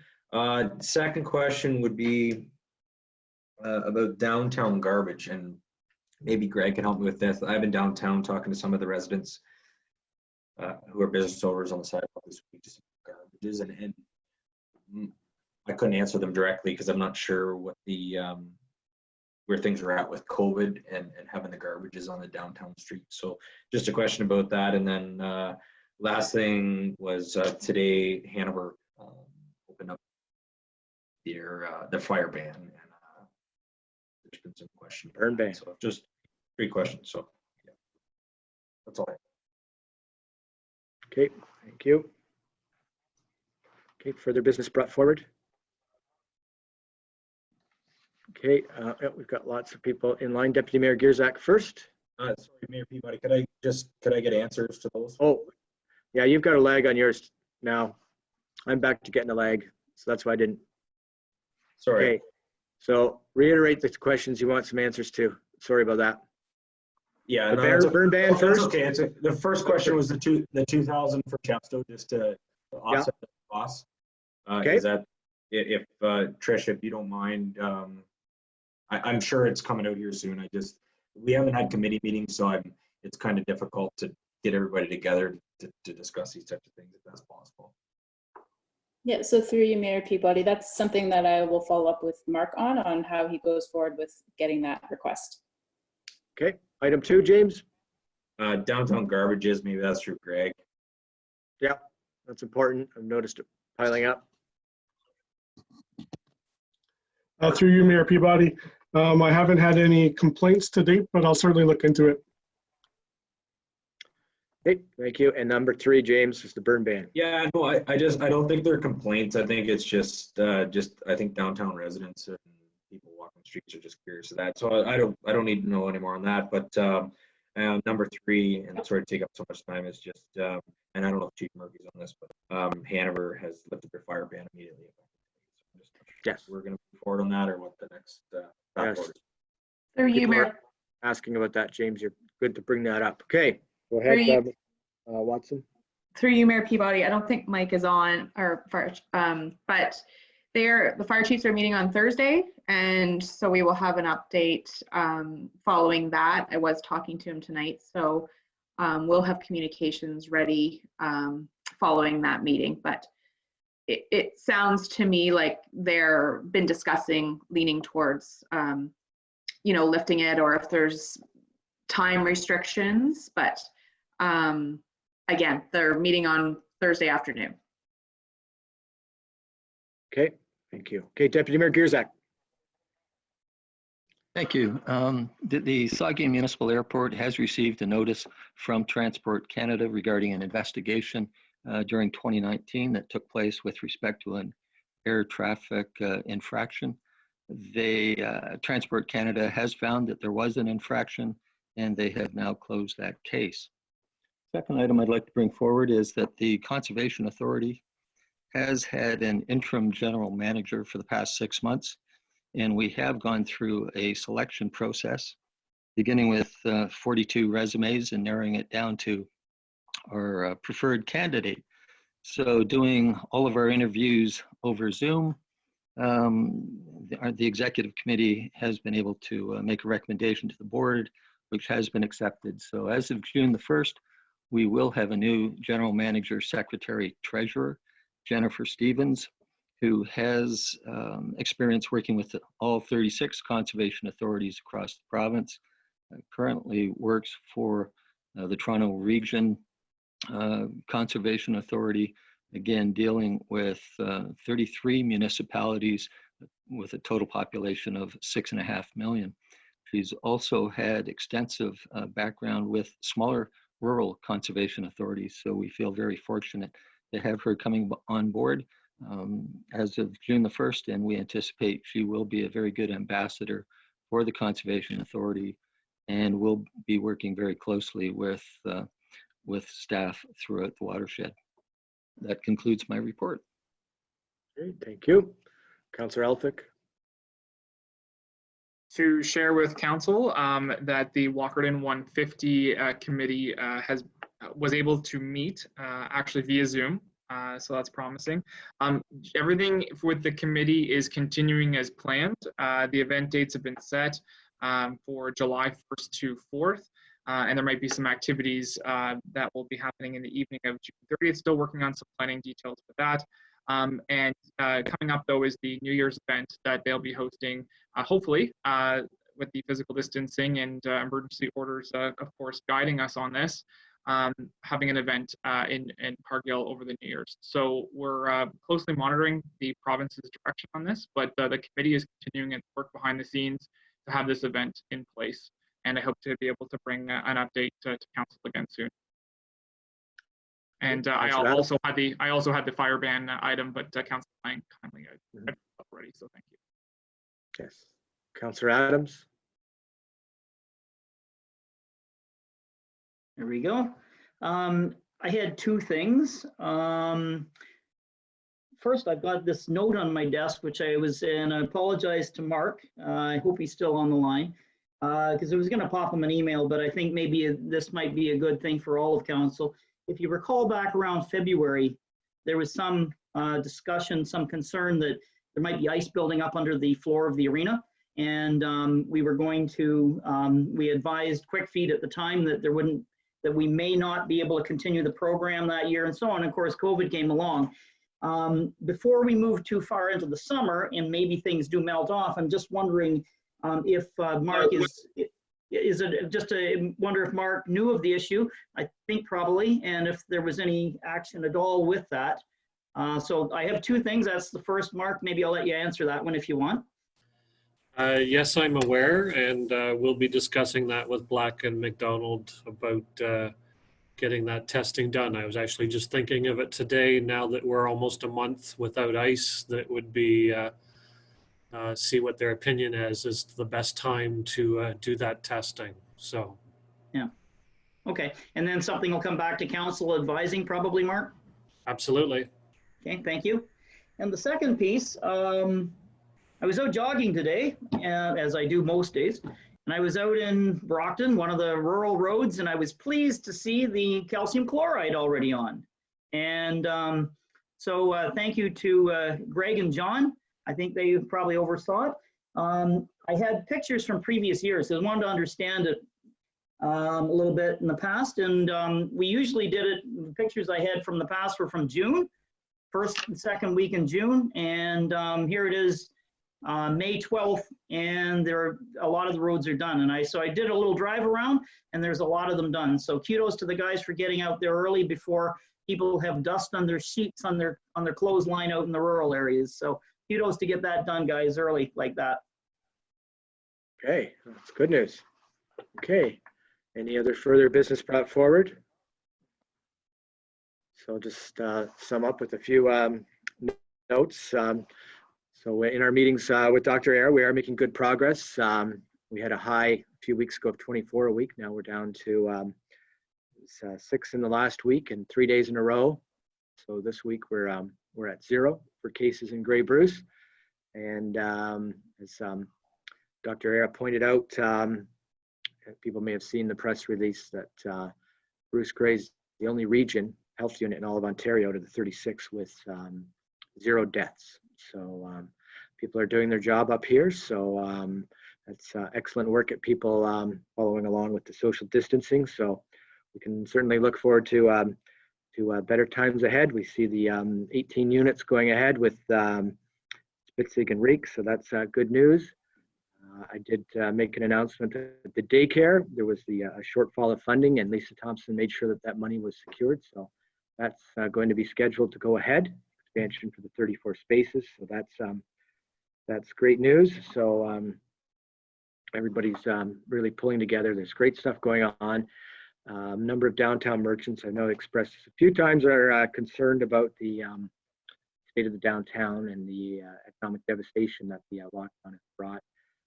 So Lisa Thompson does want to hear from those all of our merchants, not just the downtown, but so we next week, Minister Thompson, I will be hosting a meeting with Minister Thompson and the Economic Development Associate Minister, Prabmeet Sakura, and that will be hosted online, of course, next week, May 20th at 1, and Ms. Perot will be working with me to inform the people, get some social media out of how people can participate in our small business town hall forum with Ministers Thompson and Securia next week.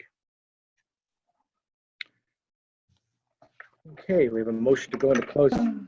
We move to go in camera at 9:05 to discuss personnel matters, a memorandum of understanding, labor relations and employee negotiations, a staffing proposal, and a position plan procedure criteria or instruction to be applied to any negotiation carried on on behalf of the municipality or local board, a development agreement. All those in favor? Okay, thank you very much. Motion is carried.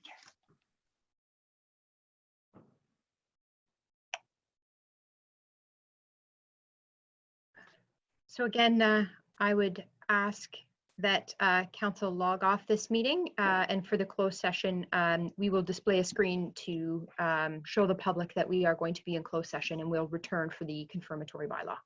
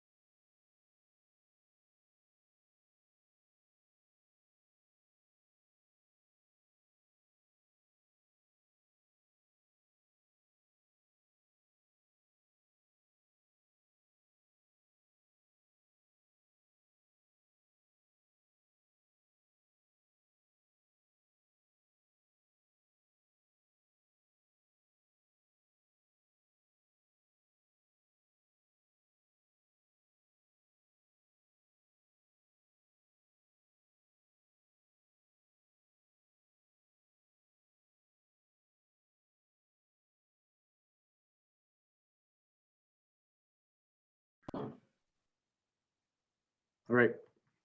Welcome everybody back to the May 12th council meeting. The motion to rise and report from our in-camera, moved by Councillor Lang, seconded by Councillor Lifeso, that the Council of the Municipality of Brockton hereby approves the direction provided to staff in the closed session. All those in favor? Actually, Councillor Lang's not on there. Oh, there he is. Yep. There he is. Okay. Confirmation of proceedings. Moved by Steve, seconded by Tim, that the Council of the Municipality of Brockton authorized the following bylaw be read and acted, signed, sealed, numbered as follow. Bylaw 2020-62, May 12th, 2020, confirmatory bylaw. All those in favor? Carried. Motion to adjourn. Moved by Dan, seconded by Kim, that the Council of the Municipality of Brockton does now hereby adjourn at 10:43 p.m. Meet again on May 26th, 2020. All those in favor? Motion is carried. Hey, thank you very much.